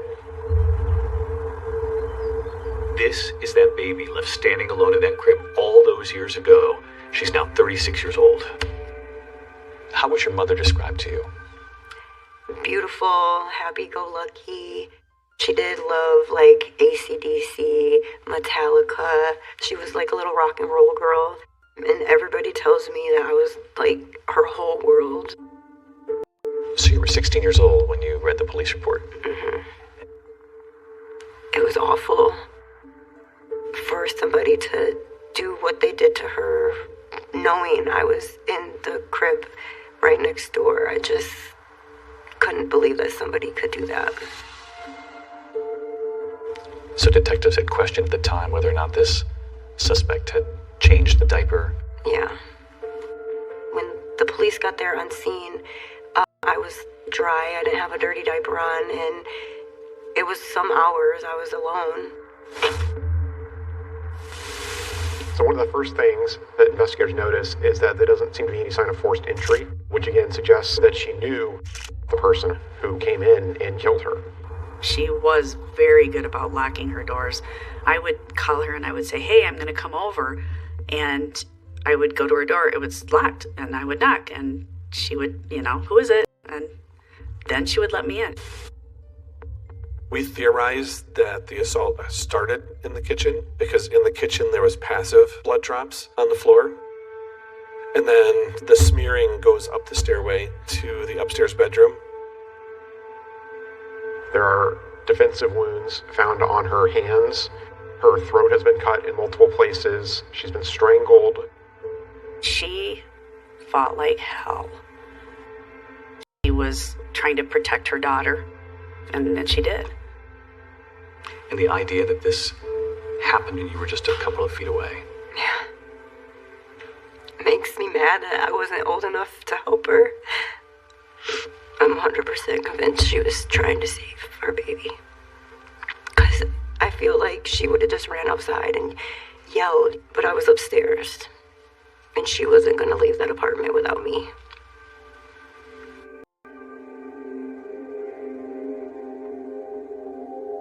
In the bedroom where Kathy was found is a phone on the bed.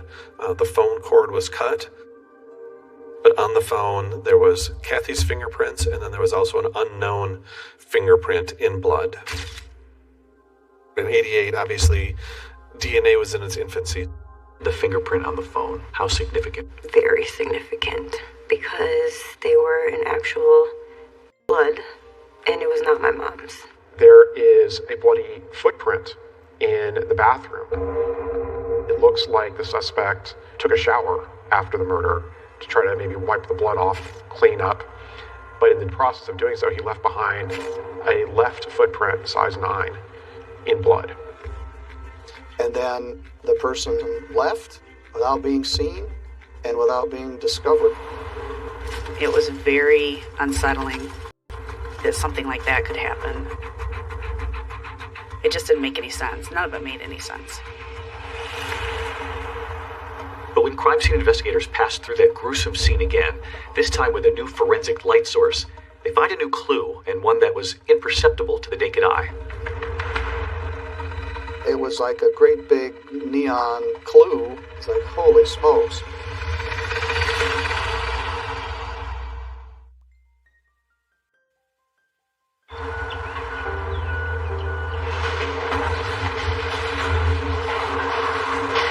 South Lanes is a bowling alley in Three Rivers, Michigan.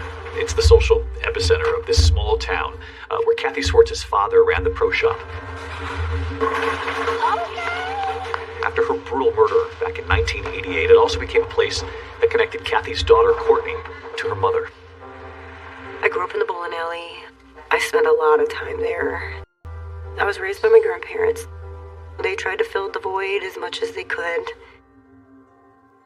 What were you told about your mother's absence when you were a little girl? About first grade, they had told me that a bad man had hurt my mom and she was up in heaven. And when it would thunderstorm, they would tell me that that was my mom up in heaven bowling a strike. So it was pretty cool watching the thunderstorms as I was little, because I'm like, oh, she must be bowling pretty good today. Your mother's best friend, Jennifer, has told you a lot about your mom. Yes, she has.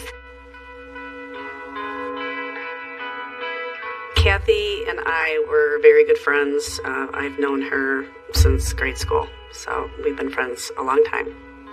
Kathy was like somebody you could count on. She was a good listener, always there for you. Just a, good person. Childhood friends Kathy and Jennifer both found themselves pregnant as teenagers and formed an unbreakable bond. They would talk on the phone several times a day until December 2nd, when Jennifer couldn't get a hold of her best friend. A police officer came to my apartment, and he asked me to go to the station. I remember him asking me questions, do you know anybody that would want to hurt Kathy? Along those lines. And I finally just was like, what's going on? Is Kathy okay? And he told me, and I don't even remember. I know that the first thing out of my mouth was, is Courtney okay? Where is Courtney? I do remember pictures of our first Christmas tree, and she had presents under there for me, but she never got to give them to me. We can seize the pain you still carry with you.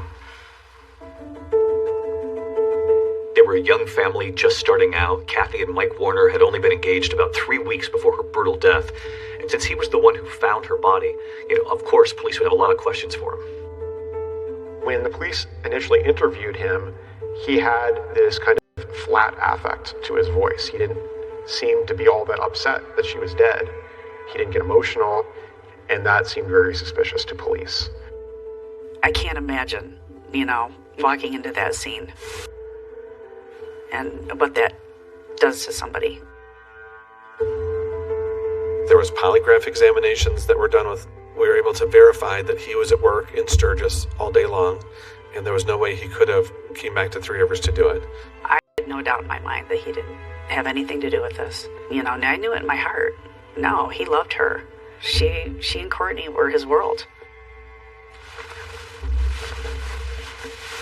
I go by Judge Jeffrey Middleton now, but at the time of this, I was Chief Assistant Prosecuting Attorney. We would have maybe one homicide a year, not a young woman killed alone in her apartment during broad daylight. At that point, they were leaving no stone unturned. police department actually rented the apartment for a month after the crime, just so that we could return and continue to look for clues and process. This is one of the first cases where they deployed alternative light sources. They went into the crime scene with a black light. On the refrigerator, they noticed 2 pieces of writing. Metallica was written on the refrigerator, and Harley was here. These were inexplicable writings that apparently had been erased. And we found that someone had written on her body, probably in magic marker, on the inside of her thigh, and said, "I was here," with an arrow pointing up toward her groin. That was not visible to the naked eye. And when detectives speak to Kathy's friends, they hear about an ex-boyfriend named Troy Schultes. It turns out he had a nickname, Harley, which of course got their attention. He was a huge fan of the band Metallica. In fact, he has a Harley-Davidson decal on his truck. The truck was spotted outside Kathy's apartment that very afternoon of her murder. Well, that's who I told them to look at and, to question. I know a lot of other people did too. I don't know how to really describe it, but it was not a good they were not good together. And when they further look into him, he doesn't have an alibi for that afternoon. So he immediately becomes their number 1 suspect. They pick him up for questioning. Troy Schultes admitted that he was the one that wrote on the refrigerator and on the wall in the apartment, but he never admitted to writing it on her thigh. And he said, "Well, I didn't do it." And still with no solid alibi for the night of the murder, police zero in on Troy. I thought, that's got to be it. Because again, it's got to be somebody she knew, somebody she trusted. And before long, an arrest in the Kathy Swartz case is announced. But if investigators think they've got their guy, a rude awakening is ahead.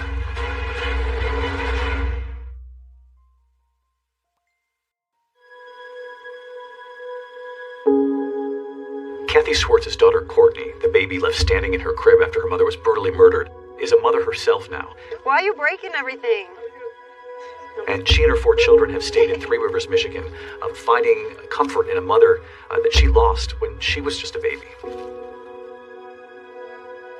I do bring the kids out here for holidays, her birthday, but I also do come out here a lot by myself, too. Back in 1988, police believed they found the perpetrator who brutally murdered Courtney's mother, the man whose nickname was scrawled across her refrigerator, her ex-boyfriend, Troy Schultes. You look at that and you think, well, that's somebody leaving a calling card behind, that they were there. Without any kind of solid alibi and now under a cloud of suspicion, Troy is arrested, he's charged, and he pleads not guilty. We had the fingerprints, but we also had a sample of blood that was left behind. We believe because Kathy fought back that whoever the killer was had sustained an injury, and Troy's blood type did not match. They take fingerprints and footprints from him, and those prints also do not match. So the charges were dismissed. As it turns out, he was wrongfully arrested and wrongfully charged. So with the investigation now back at square one, the Three Rivers Police Department, they refocus on matching the fingerprint and the footprint found at the crime scene to the killer. We had fingerprinted and footprinted so many individuals that had been living in Three Rivers at that time, and none of them were a match. I thought we would solve this quickly. So the first month passed, we didn't know. 3 months passed, a year passed, and it wasn't solved. Police even looked at similar crimes that had taken place elsewhere in the area. It took fingerprints, footprints. There was no match. And the case got colder and colder. And as DNA technology improves, law enforcement, they continue to work the case. We fast forward to 2012. We're going over the evidence again. The fingerprint that they had found on the phone was in the suspect's blood, and it was still in viable condition to obtain a DNA profile from that. And we've entered it into CODIS. We think that's going to give us a hit. And of course it doesn't. As the years continue to pass, the mystery and the collateral damage for this whole community only grew. The town was haunted by this. Did you feel the eyes of the town on you as you were growing up? Yes. And I was the baby, so everybody wanted to take care of the baby, and it's still that way. When you don't have answers, you just have questions all the time. But it definitely changed me. It really changed me. I slept with a machete under my mattress for years.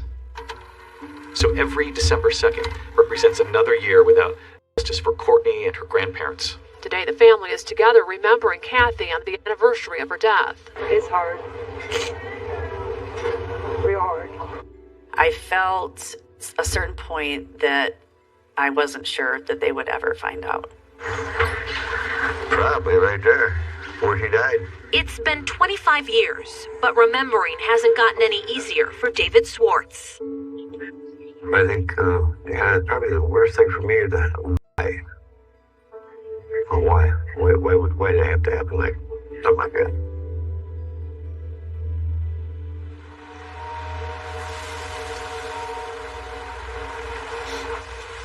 When you look at these kinds of cases around the country, there is generally an investigator or a detective who never gives up. Yes.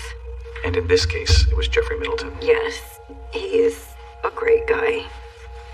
What was it, do you think, that kept him going on this case for so long? He was young, just starting out, and this was really the only cold case in our town. I spent more time on this case than any other case in my entire career. Sometimes in later years, I would pretend I was on vacation and lock myself in the library and just go through this file.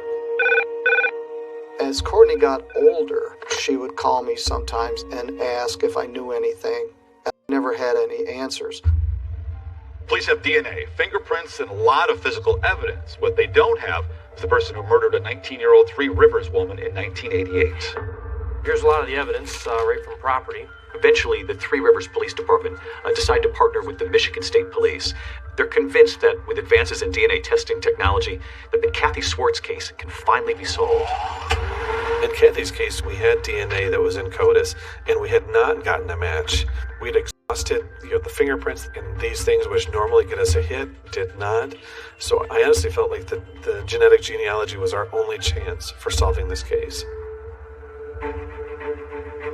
And then 3 years ago, Othram, a forensics lab in Texas, now enters the picture, promising something everyone close to the Kathy Swartz case has waited decades for: answers. Othram uses DNA technology to help identify victims and perpetrators when law enforcement cannot.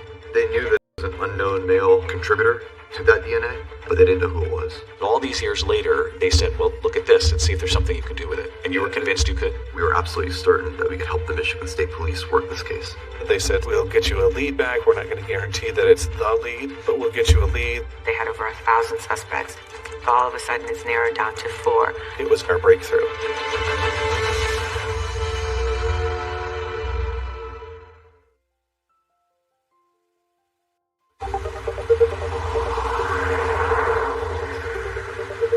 In 2022, a package containing DNA, that single bloody fingerprint from Kathy Swartz's pink phone, arrives right here at this building just north of Houston.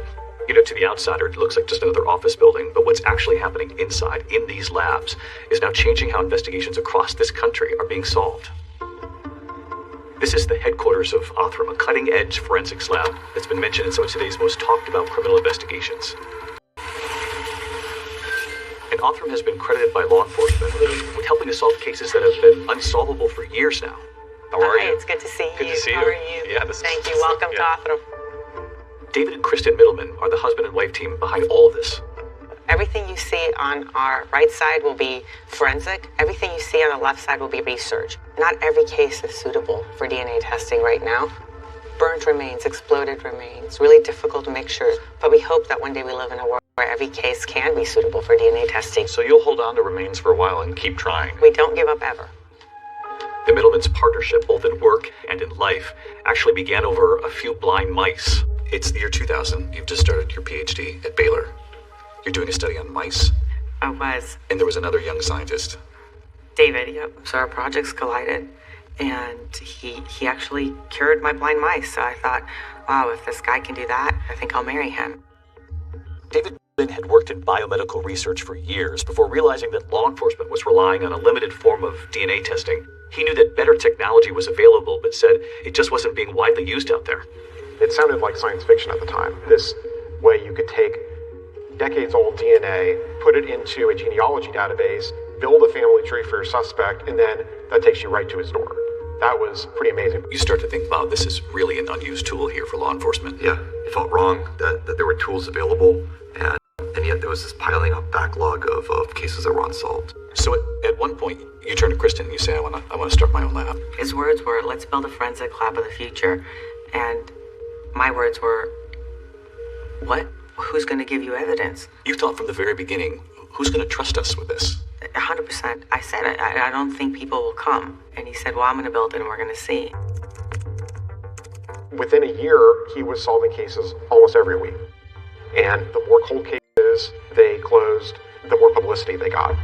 And police departments around the world started sending them cases. It's just grown exponentially.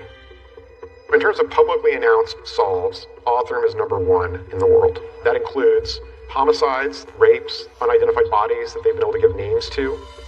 And Othram's reputation now for cracking these cold cases using DNA evidence and forensic genetic genealogy is what actually led Michigan detectives to send that 30-year-old DNA to this lab. In the Kathy Swartz case, DNA was how old when it got here from that pink phone? It was decades old, and in spite of being so old, the DNA was still intact and usable for testing. She knew right away this was suitable, and this was just his DNA, the suspect's. Yeah, the DNA was a single unknown male contributor. It's a small sample, but in spite of that, there's anywhere from hundreds to thousands of cells worth of DNA. So if you touch David's hand, how much DNA, how many cells have you left there? Hundreds of cells. Hundreds of cells on his hand, and sometimes you're dealing with 10, 15 from years ago. Yeah. And still able to solve the case. It's a very, very sensitive technology. In this Kathy Swartz case, you've chemically labeled all the different parts of the DNA in this room right here. What do you do with it from there? It is now ready to actually be read. This particular DNA sequencer is one of the most powerful sequencers. This here with the green? Yes. Give me a comparison to what authorities used to have to deal with. What would the DNA sequence reveal versus what you can reveal with the DNA sequencing from this machine now? Sure. For the last 30 years, people have used a different kind of DNA testing technology that can measure 20 data points in the DNA. This machine actually can read out the entire sequence. So whereas you might get 20 data points in the earlier versions of this technology, this machine could give you anywhere from 100,000 to 1 million data points. 100,000 to 1 million? 100,000 to 1 million data points. So now that you have this sequencing that they just didn't have access to years ago, in this particular case, for example, what do you then do with that? So with the data file that comes out that might have 100,000 to 1 million DNA markers, you can do a lot more, including genetic genealogy and that search for distant relatives. You're taking what in many cases is a very old DNA sample from these cold cases. You're expanding the DNA sequence, but you're also able to take that information now and put it up against vast public data now, because families and relatives and third cousins and fourth cousins have put all of this information out there, and it would seem that this might unlock cold cases everywhere. Correct. At that point, Othram's in-house genealogy takes over to build a family tree for the suspected killer of Kathy Swartz. These types of crimes going unsolved have a ripple effect across society, not just the victim and the family not having answers, but the law enforcement that worked the case for decades consumed by a case they can't solve. Finding those investigators and then gaining their trust is what Othram says has been critical to their success in helping to crack these cases. In those early years, you have no background in law enforcement. Are you essentially making cold calls to police stations? I spent my time almost exclusively talking to law enforcement. You live in Texas, and you know if you want to land a case in Texas, you got to get to the Texas Rangers. But how did you convince them that we've got a tool here? Well, the one that I've done the most work with is Ranger Brandon Bess. Brandon Bess is almost out of central casting for a Texas Ranger. He's this imposing man with his white hat. When David Middleman founded Othram, nobody had heard of them. And when Bess visited in 2019, he was really kind of taken aback. David walks in this room, and it's to speak to David's confidence in that he's wearing a t-shirt that's about 2 sizes too small. He's wearing jeans that have holes in them. It looks like he hadn't slept in 14 days. His hair standing up. I have instant respect for him because I can tell this is a guy that doesn't give up. Bess came away impressed. He heard about the opportunity to solve a cold case, and he thought, let's team up. And he had one case in mind. They told me it was the most heinous thing that had ever happened that was unsolved in Beaumont. That other case, that young school teacher, 31-year-old Catherine Edwards. 911, what's your emergency? Get me, please.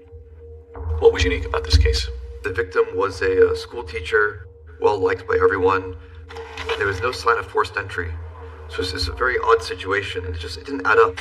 This is a crime of violence, a crime of passion, a crime of control. It gives you chills even today. Even today.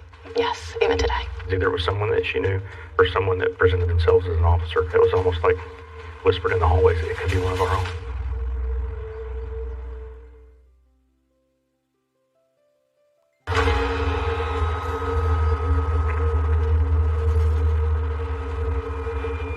So on January 14th, 1995, the Beaumont Police Department gets a 911 call from a man at a townhouse in West Beaumont. Oh, Jesus. 911, what's your emergency? Get me the police, please. He had found his daughter in the second floor bathroom, slumped over the tub. Okay, ma'am, what's going on there? Our daughter has been murdered. Okay, what happened, ma'am? We came over here and found her. She's handcuffed. She's been tortured. Please, okay, we're sending someone. Don't hang up, all right? Okay, is there anyone else in the house? My husband is here with me. Okay. We found her. That woman was Catherine Edwards, and she's a teacher at a local elementary school. She was supposed to have plans with her sister and family for lunch. When she didn't respond by phone call, they went by her house and found that her car was still there. Got inside the house with a key. Her father said he grabbed her and pulled her over and rolled her over to look and see if there's anything he could do. He was crying hysterically. Yes, the police. And an ambulance. To listen to the emotion in those calls, just gut-wrenching. In my 30-plus years, I've never heard anything like it. Dad covers her with a towel. Police show up. There's one officer by the name of Carmen Brown. She shows up first, and she secures the crime scene. Officer Carmen Brown Apples has the memory of her entering Catherine Edwards' townhouse. It has played over and over again in her mind for decades. You remember walking in and what you discovered? I remember walking in and going up the stairs, looking first into the bedroom that was very much in disarray. What did you find as far as the bedroom and the bathroom? Bedroom, looked like there had been some type of tussle in there. Things had been knocked around. Sheets were partially torn off. A portion of the bedpost had come off. And then walking into the bathroom and seeing her body on the floor. She'd been handcuffed. That's correct. She had been handcuffed with her hands behind her back. When her mother said her name, yes, you thought, I know her. I know her. I went to college with her. We were in sororities together. She was so full of life and so friendly and so nice. That just always stuck with me. To come to the scene and then suddenly realize it was Mary Catherine, it just knocked me for a minute. It gives you chills even today. Even today. Yes, even today. She is not your typical victim by any stretch of the circumstance.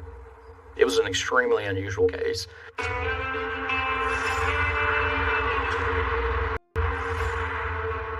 Catherine and her twin sister Allison grew up in Beaumont. They're part of a close-knit Presbyterian family. They both attended Forest Park High School and then Lamar University, which is in Beaumont. And they both became school teachers at the Beaumont Independent School District. Catherine and her sister were extremely close. When you talk about Mary Catherine and talk about Allison and look at them, they are identical twins. You can't tell them apart. They both had students come up to each other in the store thinking they were the other twin. Investigators learned that her sister Allison was likely the last person, aside from the killer obviously, to see Catherine alive. Allison would tell detectives that her twin sister arrived at her house after work to pick up her beloved beagle, Maggie. She came by, visited with her sister, went home. From what we can tell, she had had a glass of wine and just kind of was relaxing and about to go to bed. And I think the last time she was heard from was about 8 o'clock that night. One of the neighbors told police that he heard someone clomping down the stairs overnight on the night of January 13th. There was a 12-year-old boy and his dad that were staying with some friends that were right next door to Catherine Edwards' townhome. He heard somebody run down the stairs and then a door slam, and a little while later a car sped off with loud music. There were some other neighbors that heard some loud banging. It lasted for 60 to 90 seconds. They said they never heard a scream, so they just figured that something else might have been going on. They had no idea that there was a murder taking place next door.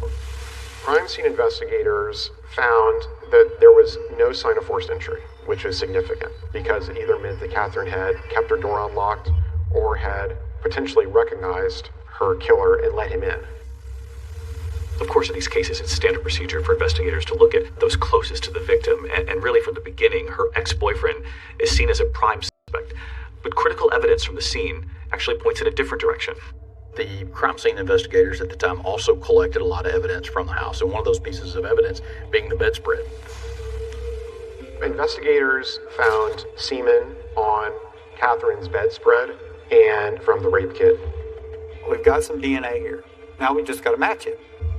The DNA actually doesn't match her ex-boyfriend, and he's now cleared in the case. And there are no matches to the DNA in CODIS, which is the National Criminal Offender DNA Database, either. Police were really stumped. They tried every avenue they could think of, but every avenue hit a dead end. One of their initial theories was that the killer had some sort of law enforcement background. The handcuffs were Smith & Wesson. That's a popular brand with law enforcement. They were trying everything they could think of. They really did. They went and tracked down sales of handcuffs in this area, receipts. All members of the Beaumont Police Department were tested. There were no matches. It kind of sent a panic through the community. You know, if this can happen to somebody in a really quiet part of town, could it happen to them? Kind of thing. It went from a rumor to just spreading like wildfire throughout the community. Everybody wanted to know, was this a one-time deal? Was this a serial killer? The case would go cold for decades, and obviously it's just one of hundreds of thousands of unsolved murders in this country. But then in 2020, two investigators, Ranger Brandon Bess and Beaumont Police Detective Aaron Llewellyn, decided to take a fresh look at the case. At the time, Bess had just been connected with this new lab called Othram, and Detective Llewellyn knows that there's DNA that's actually available to test in this case. But when Brandon presented Othram to me right then and there, I'm like, let's make this happen. We believed that was going to be our only hope. The last hope for answers, the DNA evidence from the murder of that elementary school teacher, Catherine Edwards, is now headed to Othram for testing. Bloody fingerprint left on a phone, and a footprint. And in the case of that Michigan mom, Kathy Swartz, what new lead is about to be uncovered right behind this glass? You'll see right here tonight how both cases are about to crack wide open, sending investigators across this country to find the killers they've been searching for decades. The person that did it was in the 10,000 pages of police reports. You have all these puzzle pieces, but if they don't all fit together, you don't see the picture. I want you to think about the next words that come out of your mouth. I want you to think very hard about that. We felt like we had a home run right then and there. And they said he was like a godly man down there. I was like, wow, we're going to get some answers.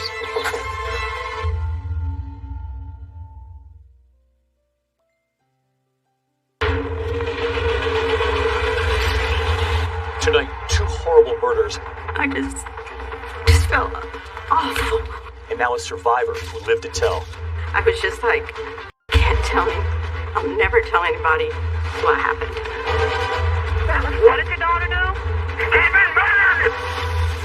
It gives you chills even today. Even today. That someone had written on her body, on the inside of her thigh, and said, I was here. But only one way to solve them after years of going cold. I honestly felt that genetic genealogy was our only chance. And all these years later, they said, well, look at this and see if there's something you can do with it. It's his fingerprint, it's his bare footprint, and it's his DNA. It turned into a massacre. The floor goes out from under you. I'm like, no way, this cannot be happening. They said your sister's dead, your sister's dead. There's two people that know that story. You're one of them, and she's the other. And she can't talk. Without the DNA, the story doesn't matter. That the two of them were able to go back and look at that evidence. Yes. From when you were a 9-month-old baby. Yes. In the crib, just a few feet from your mother. And there was a moment like, this is our guy. For some families, you are the last hope.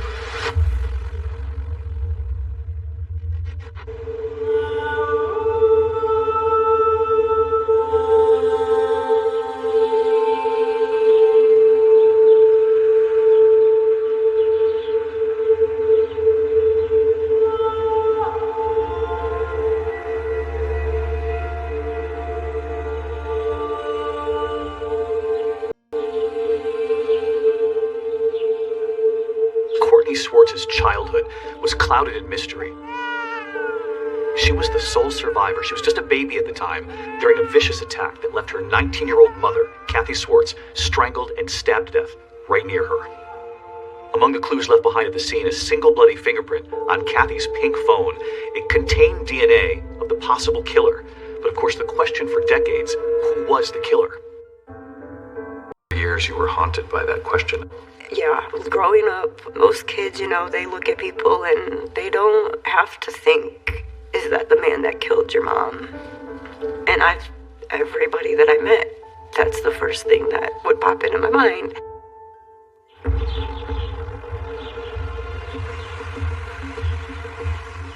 This is the original file from 1988.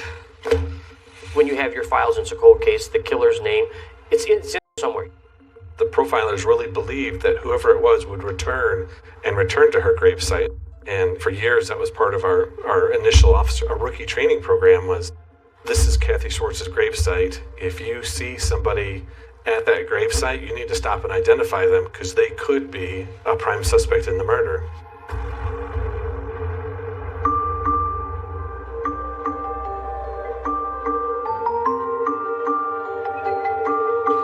More than 1,000 miles from Three Rivers, Michigan, we're right here on the Neches River in Beaumont, Texas, where another family, heartbroken for decades, the community wondering, do they too have a killer in their midst? After the brutal murder of a young elementary school teacher, Catherine Edwards. She was just 31.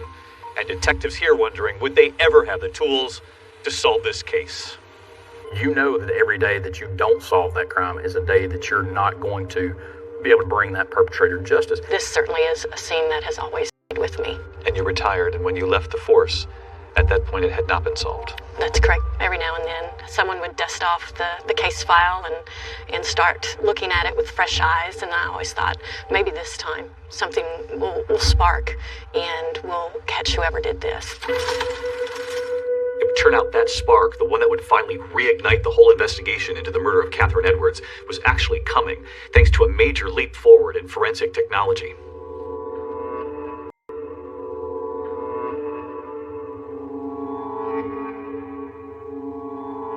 In 2020, a courier drops off a package at Othram's office. And inside are a sample of the bedspread from Catherine Edwards' apartment, a vial of DNA taken from the posthumous rape kit. Othram technicians take a look and they build a genetic profile of their suspect. Investigators now have a human profile that can actually be searched in public databases to try to find possible family members across this country. And to do that, you need a genealogist to connect the dots. And Beaumont detective Aaron Llewellyn didn't have to look far for help. Aaron Llewellyn knew one who would work the case for free, and that was his wife, Tina. I remember sitting at the table one night and getting really frustrated trying to map all this out. And she's like, let me help. Actually, just move over. I got this. No, Tina doesn't ask. Tina Llewellyn was a detective in the Beaumont Auto Crimes Division. And she had an amateur interest in genealogy. I can remember dozing off one night and I wake up and she's got lines going here and lines going here. So now, along with the middlemans from the Othram Forensic Laboratory, you've got two husband-wife teams actually working the case of this elementary school teacher, Catherine Edwards. And soon another critical partner joins the hunt. When Tina Llewellyn is looking through the matches to their suspect, these are distant relatives of the suspected killer, she notices that a lot of them are clustered in Cajun country in Louisiana. And the same contact name keeps popping up. This woman named Cheryl LaPointe. I was sitting at my desk one day and I got a phone call. He said, I'm Detective Aaron Llewellyn from the Beaumont Police Department. Your email is attached to one of the matches that we have to the person of interest. Cheryl LaPointe just happens to be a professional genealogist with experience working in criminal cases. She also has Cajun ancestry. Cajuns, back to the late 1700s, we were a small population who came to South Louisiana. And so they married their neighbors, who was usually their relatives also. Cajun ancestry is notoriously complicated and complex to perform genealogical work on. I knew it was going to be a challenge from the start. We spent hours and hours and hours on the phone talking to each other. Probably no less than 5 times a day. A friendship quickly forms as the two women spend the next 3 months building a family tree around the suspect's DNA, using every record they can find, a combination of internet research and good old-fashioned library archives. A lot of newspaper articles. A lot of newspaper obituaries, census records. I remember I got to a couple in Beaumont, and there are yearbook records of 2 sons that couple had. And the first one we came across, he was the right age. He went to the same high school with our victim. Aaron goes and does research and finds out that he had a criminal history from here. And it was a prior sexual assault that occurred in 1981. And there was a moment like, oh, this is our guy. And the details of that assault set off alarm bells for detectives.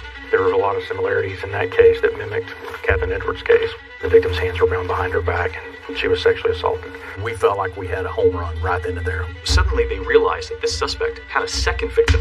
The difference this time, the victim survived and lived to tell. He started telling me that he was training to become a policeman and stuff. And he was like, I'll just take you home. I don't know why, but I believed him.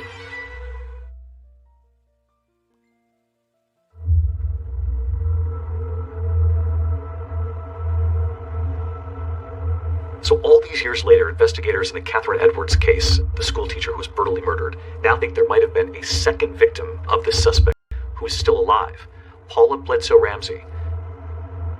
I was 19. There was a new country western bar that opened up. I really didn't want to go that night, but I'd promised the other girls that I would go. I decided I wanted to leave. I was done. I wanted to get home. The parking lot was mud, and my car was stuck in the mud. I just thought, I'll just walk to the gas station and call my mom. She says a man offered her a ride home. He said his brother's name, and then he said where he went to high school, and then he said, do you go to Forest Park? And I was like, yeah. And then he started telling me that he was training to become a policeman and stuff, and so then he was like, I'll just take you home. And I don't know why, but, I believed him. She realized very quickly that that man wasn't driving in the direction of her home. He started off being very nice. Next thing I know, we're at this field. And then his whole demeanor changed. He drove her to a nearby park, threatened her with a knife, tied her hands behind her back, and raped her in the backseat of the car. Then he dropped her off at her house.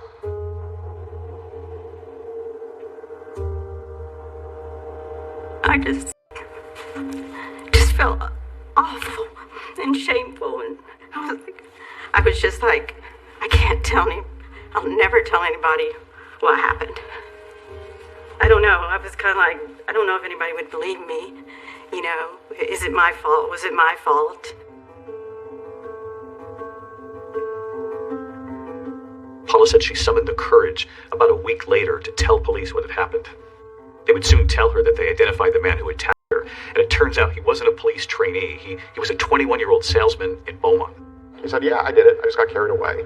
She said that the prosecutor talked to her, said, this is his first offense. We want to plead him to an aggravated assault.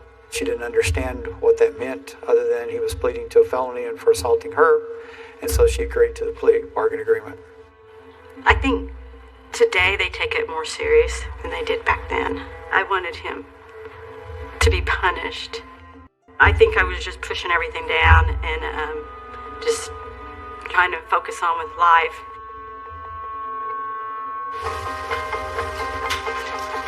Hey, good. How are you? Ranger Bess? Brandon. Yes, sir. Good to see you. Pleasure. Yes, sir. So when you looked at what had happened in 1981 with this sexual assault, you thought there's a lot here that seems awfully close to the Catherine Edwards case. I did. It turns out that the man who pleaded guilty in that 1981 case is a man by the name of Clayton Foreman. Now, this is the same name that turned up in Tina Shara's genealogy hunt. He was one of 2 brothers from the family tree that they actually put together. And you might be wondering why his name never surfaced before. You have to remember that this case was back in 1981, and DNA collection wasn't even a thing by law enforcement. It was still a decade away. This is how he eluded detectives at the time. He essentially got away scot-free. As investigators get closer to solving this mystery, they begin to learn more about Clayton Foreman's background. And in a twist in this case, one of the things they learn is that Clayton Foreman, the suspect, actually went to the same school as Catherine Edwards, the woman who was killed. In fact, they probably walked down the same hallways here at school. And there was something else. Catherine Edwards was actually friends with the suspect's first wife. In fact, Catherine Edwards was a bridesmaid at their wedding. Investigators figure out that Clayton Foreman is working in a suburb of Columbus, Ohio, and he's working as a rideshare driver. We've got a suspect. Now we've got to make sure that's the right guy. So they go, they pull the trash can. They get some plastic silverware from takeout and some other things from the trash can. So you tell the FBI what you found, and they gather some trash at the suspect's home in Ohio. Correct. They shipped that down here to me, and then once I went through it, I coordinated with our lab here in Texas to see what items would be best to test, and they compared it to the evidence that we had. And we got the call. This is our guy. This is a match. Of course, we're chomping at the bit to get there to Ohio. So he'd been told that one of his Uber customers had something taken and that he needed to come down. Maybe you guys could ask him a few questions about it. That's not what you were going to ask him. No, not at all. What we're here about is we're cold case investigators. You want that shock and awe factor. You want him to walk in the room, you want him to see a guy with a cowboy hat on, and he knows that this is not someone from Ohio. We're asking you to visit with us about a crime that we're investigating, okay? You don't have to talk to us at all, okay? He thought we were there just following up on an old case, like, hey, these guys, they don't have anything. They're just asking me all these questions in case they do one day. I don't think he had any idea that we had his DNA. So the crime that we're looking at is the murder of Mary Catherine Edwards. She was murdered in 1995. She and her sister, Allison, were actually in your wedding. Right. And 1982. Were you aware of the crime even? No. You didn't know that Catherine Edwards was murdered? No, So did not. Wedding night only would have been the only time you've seen her? Okay. Never, obviously, had sex with her? No. Never? Never. Did you ever go in her house at all? Any house that she ever lived in? No. Clay, I'm on a level with you. Okay, right here and now, I want you to hear me real close. All right, sir. What I'm going to tell you right now is your DNA was on Catherine's bed and was inside Catherine. Okay.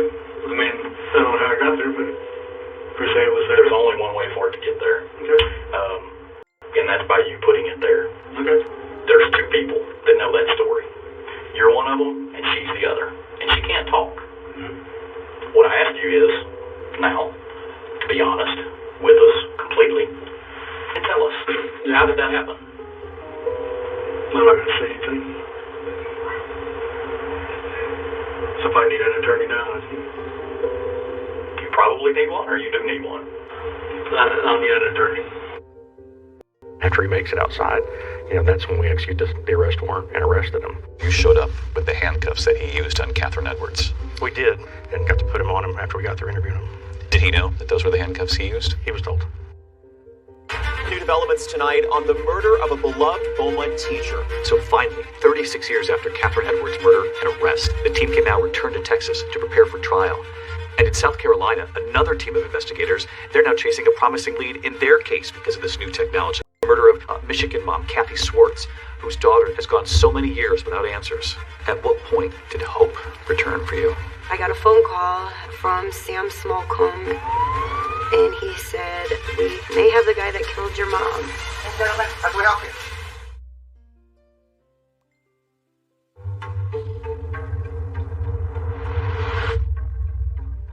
Investigators working the cold case murder of Kathy Swartz, the young Michigan mother who was murdered, her baby right nearby, they had sent off the perpetrator's DNA taken from her pink phone to that lab in Texas, Othram.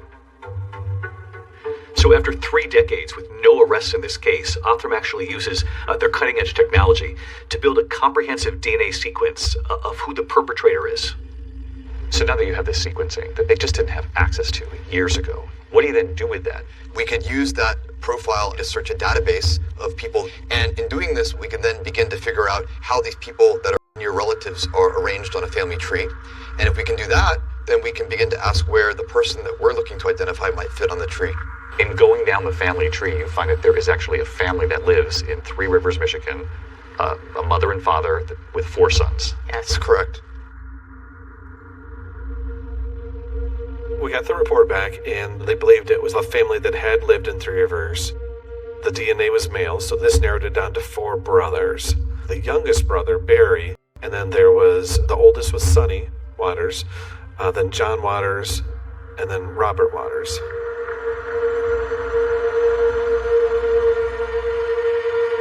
We were very excited because now we have leads to run off from. We were very quickly be able to eliminate Barry because his DNA that was in CODIS.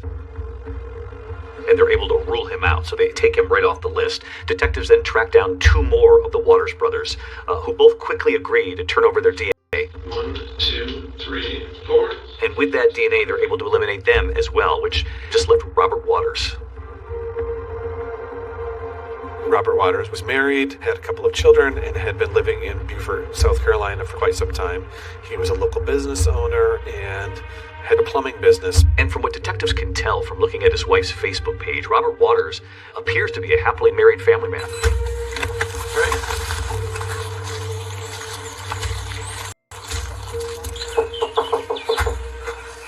Hey, how you doing? Good morning. Hey, Robert. Morning. How you doing? Good. How are you? How can we help you? I'm Sam Smokin from Three Rivers PD. This is Todd Peters from Michigan State Police. Nice to meet you. Nice to meet you, too. Can we talk for just a couple minutes? Sure. If that inconveniences All right. you much? He seemed like the guy next door that would mow your lawn for you if you were going to be out of town for a week. So I'm helping Sam, and we reopened this case from Three Rivers way back in the day, going back through and getting interviews and just clearing everything. Okay. So we were wondering if you'd have time to come down to the PD and talk with us down there. Yeah. Okay. Somebody comes into your, knocks on your door, investigators from another state, and asks you to come down to the department and talk. You're probably going to ask why. Never asks why, and agrees to drive himself down and meet us there. So we'll just expect you in a couple minutes, and we'll meet you down. That's fine. All right. Thank you, sir. After initially not showing at the police station, detectives call Waters. He's informed that they have a warrant for his prints and his DNA, and later that day he actually comes in. What we're probably going to do is do the 3 and... We had to just focus on getting the fingerprints and the DNA. Yeah, no, I see. And one of the issues we'd run into is the Beaufort Police Department did not have the fingerprint live scan machine. So we had to use the traditional ink and paper. Hang on just a second. I gotta take a call real quick here. Yes, sir. Hey, sorry about the struggle with this print here. Unfortunately, at that police station, they're having trouble actually getting a clean print from Waters. You want to come get your fingers dirty again? We're going to try to do it on just card stock. So we rolled them a second time. Sent those back. You know, they're never gets upset about it, never gets worked up about the time. We're going to go flat down. He still just willingly, I guess, hung out with us. So you've got the detectives now waiting for a definitive answer from the lab in Michigan. So they spend the next 5 hours actually making small talk with Robert Waters. If you like seafood, Yep, I do. you will like that place. We talked about our families, his family, plumbing, and remodeling houses. You would never guess by looking at that guy that he was concerned about why he was there or the outcome of it. All right. Okay, I just wanted to tell you, we did submit the print that we took from you earlier. It did match to the one at the crime scene. So, you are under arrest for the murder of Kathy Schwartz. Okay? Okay. It really surprised me. He did not really react. I feel like he knew when we showed up that morning that the game was up. Do you remember when you learned that the prints were a match? There was just so many emotions and everything going on that I was just overwhelmed and so excited because finally they had him. So after decades, you have your answer. Yes. 53-year-old Robert Waters, a former Three Rivers resident, now a plumber, husband, father, and accused killer. I didn't recognize his name. Didn't sound familiar to me at all. But investigators always believed that Kathy Schwartz must have known her killer in some way. You'll remember there was no forced entry. And they finally discover the connection when they go back to speak to Kathy's one-time fiancé, Mike Warner. Well, let me ask you the obvious question. What about Rob Waters? He came there one time. He came there one time. One time. Okay, do you remember, was that close in December? I think so. He knew Robbie Waters, had visited the apartment about a month before the murder. But we hadn't seen him since grade school. Yeah. Okay, so he just somehow figured out that you guys were living in Riverside and showed up that one time. Yeah.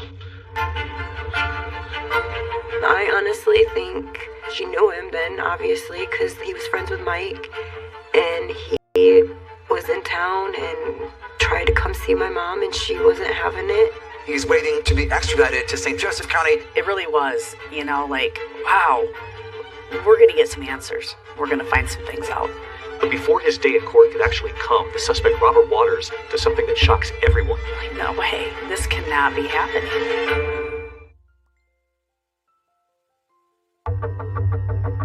A major breakthrough in a cold case murder out of Three Rivers. Investigators say they have finally arrested a suspect. His name is 53-year-old Robert Waters. Those are tight. No.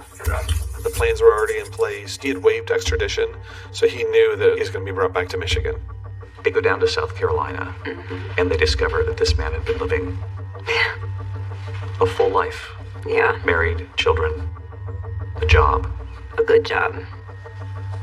A good life. And they said he was like a godly man down there. To that you say? No.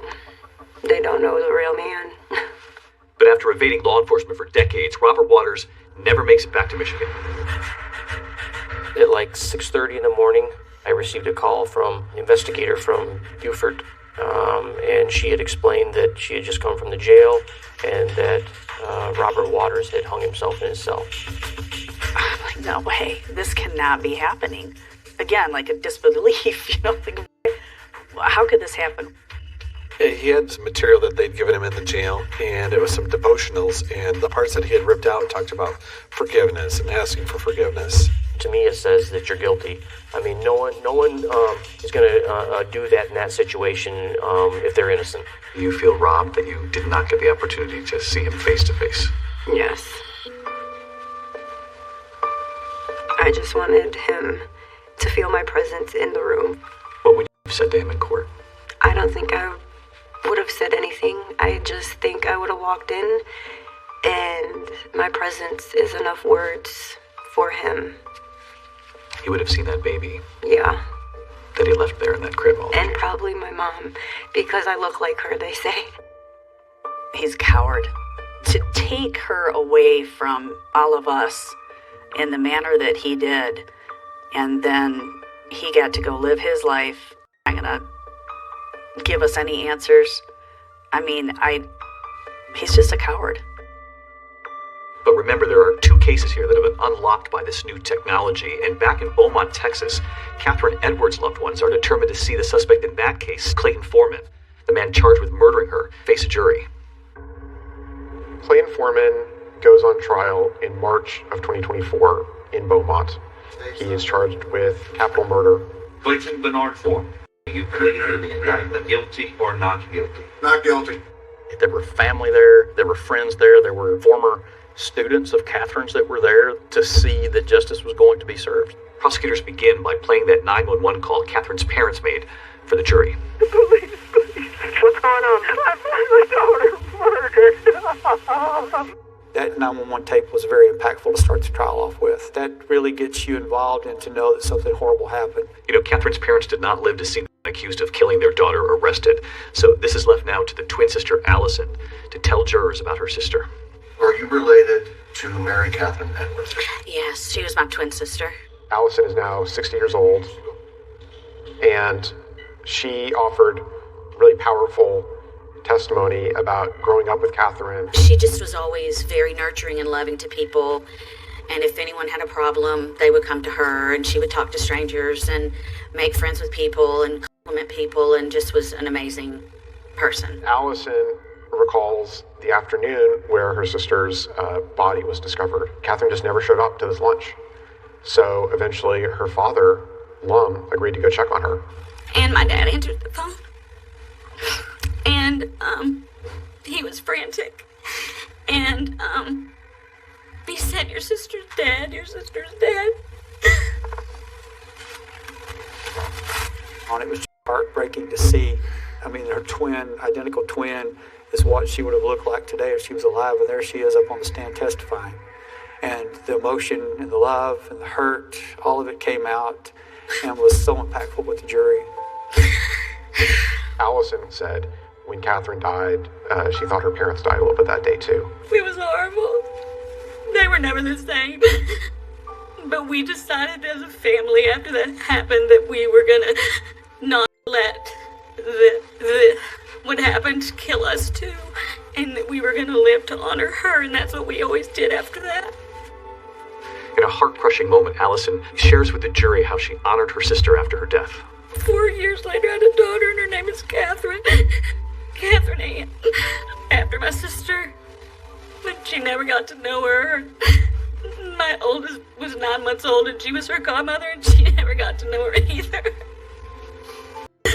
You can know the case inside out, but until you see somebody testify and see the raw emotion that's going on, that was raw emotion that they relived on the stand. Excuse me, thank you.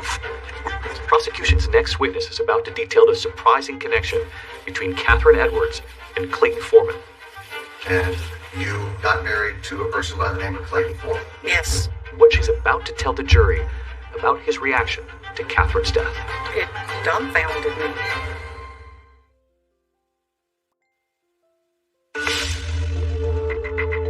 Jurors in the trial of Clayton Foreman, the man accused of killing that school teacher, Catherine Edwards, are now hearing about this investigation that took nearly 30 years, and all of it now culminating with this cutting-edge DNA testing done by that Texas lab, Othram. Please have a seat. I was very eager to get to the courtroom. I work at Othram. We'll do the testing, and it will result in the building of a DNA profile to generate new leads in the investigation. There's one thing to solve a case, and there's another to be able to defend how that work was done, allow it to be interrogated openly and critiqued. We want to see at least 50% of the markers, and you can see that in actuality we have, it looks like 87%. So that's far in excess of what is necessary to produce a workable profile. Without the DNA, the story doesn't matter. That's that one puzzle piece that puts it all together. So prosecutors want the jurors now to hear from the woman who can actually detail the connection between that school teacher, Catherine Edwards, and Clayton Foreman. She was married to him. My name's Diana Coe. And remember, Catherine Edwards and her twin sister were actually bridesmaids at the wedding. Were they friends of yours in high school? Yes. She also testified that while she was married to Foreman, she actually discovered something unnerving in his car. You had found a briefcase in the trunk of the defendant's car, is that correct? That's correct. All right. What was inside the briefcase? There was a gun, a set of handcuffs, and some horrible pornographic material. Okay. Regarding the gun, was there any reason for him to have a gun that you knew of at the time? No reason. I mean... Is there any reason that you knew of that he would have a pair of handcuffs in the back of his trunk? No. Did you ever talk to him about that? No. I didn't know what he would say. I didn't know what he would do. And later, when questioned by the defense, Diana said she never saw the briefcase again. She also recalled an odd conversation that she'd actually had with her ex-husband about Catherine and her twin sister. He had told me in high school, he would see them in the hall, and he always thought they were so cute because they were twins, and he felt as though he wanted to make sure he protected them. After 11 years of marriage, Diana and Foreman divorced, but they continue to stay in touch. And she tells jurors how 2 years later, in 1995, she actually called her ex-husband after finding out that Catherine had been murdered. Was that very upsetting to you? Yes. When you told him, how did he react? He didn't. It was very shocking to me. It had like no feeling whatsoever, and just basically was like, oh really? And it dumbfounded me. Excuse me, thank you. And there was one more witness jurors would hear from, Paula Ramsey, Foreman's victim, from 1981.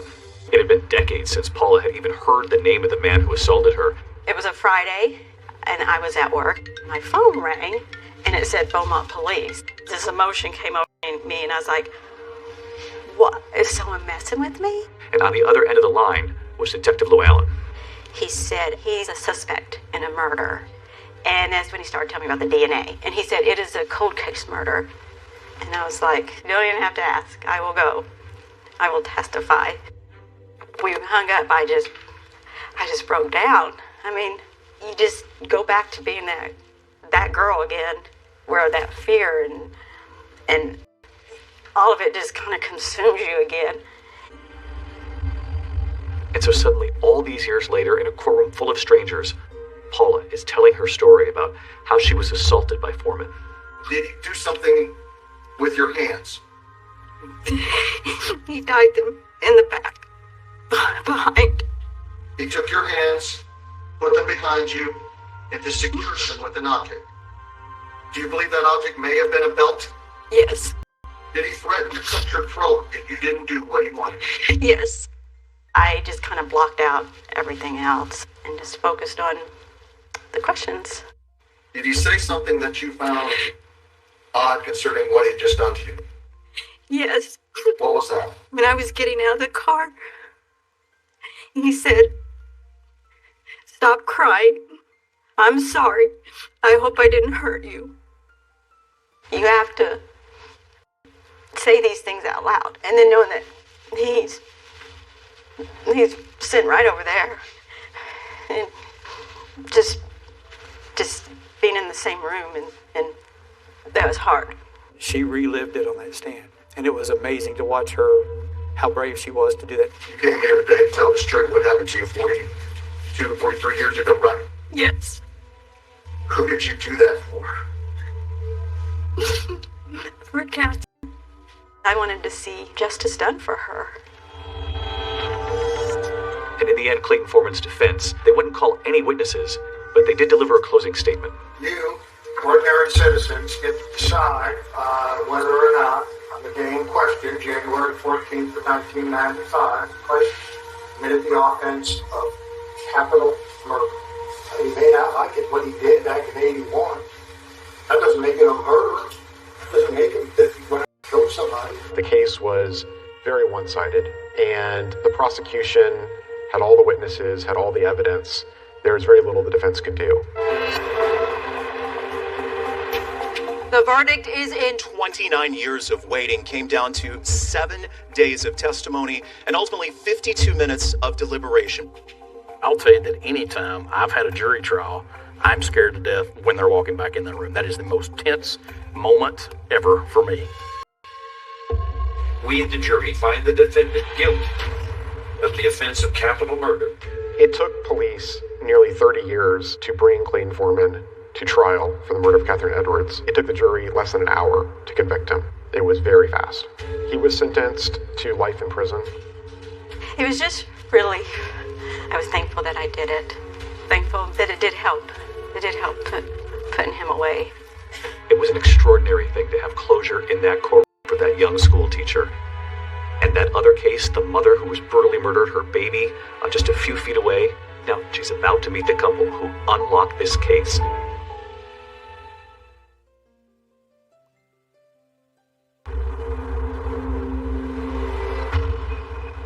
As we stand here today, all these years later, it's so peaceful and quiet here.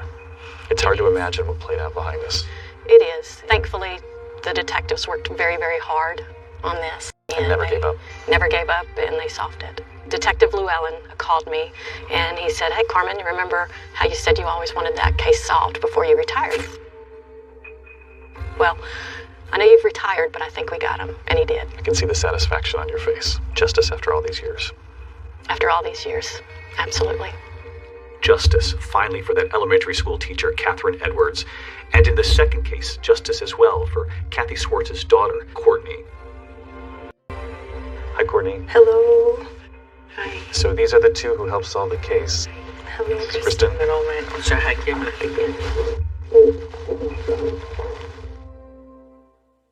Just the idea, though, that the two of them were able to go back and look at that evidence and solve it all these years later. I don't even have no words. You don't need words. I'm glad you have answers. Thank you.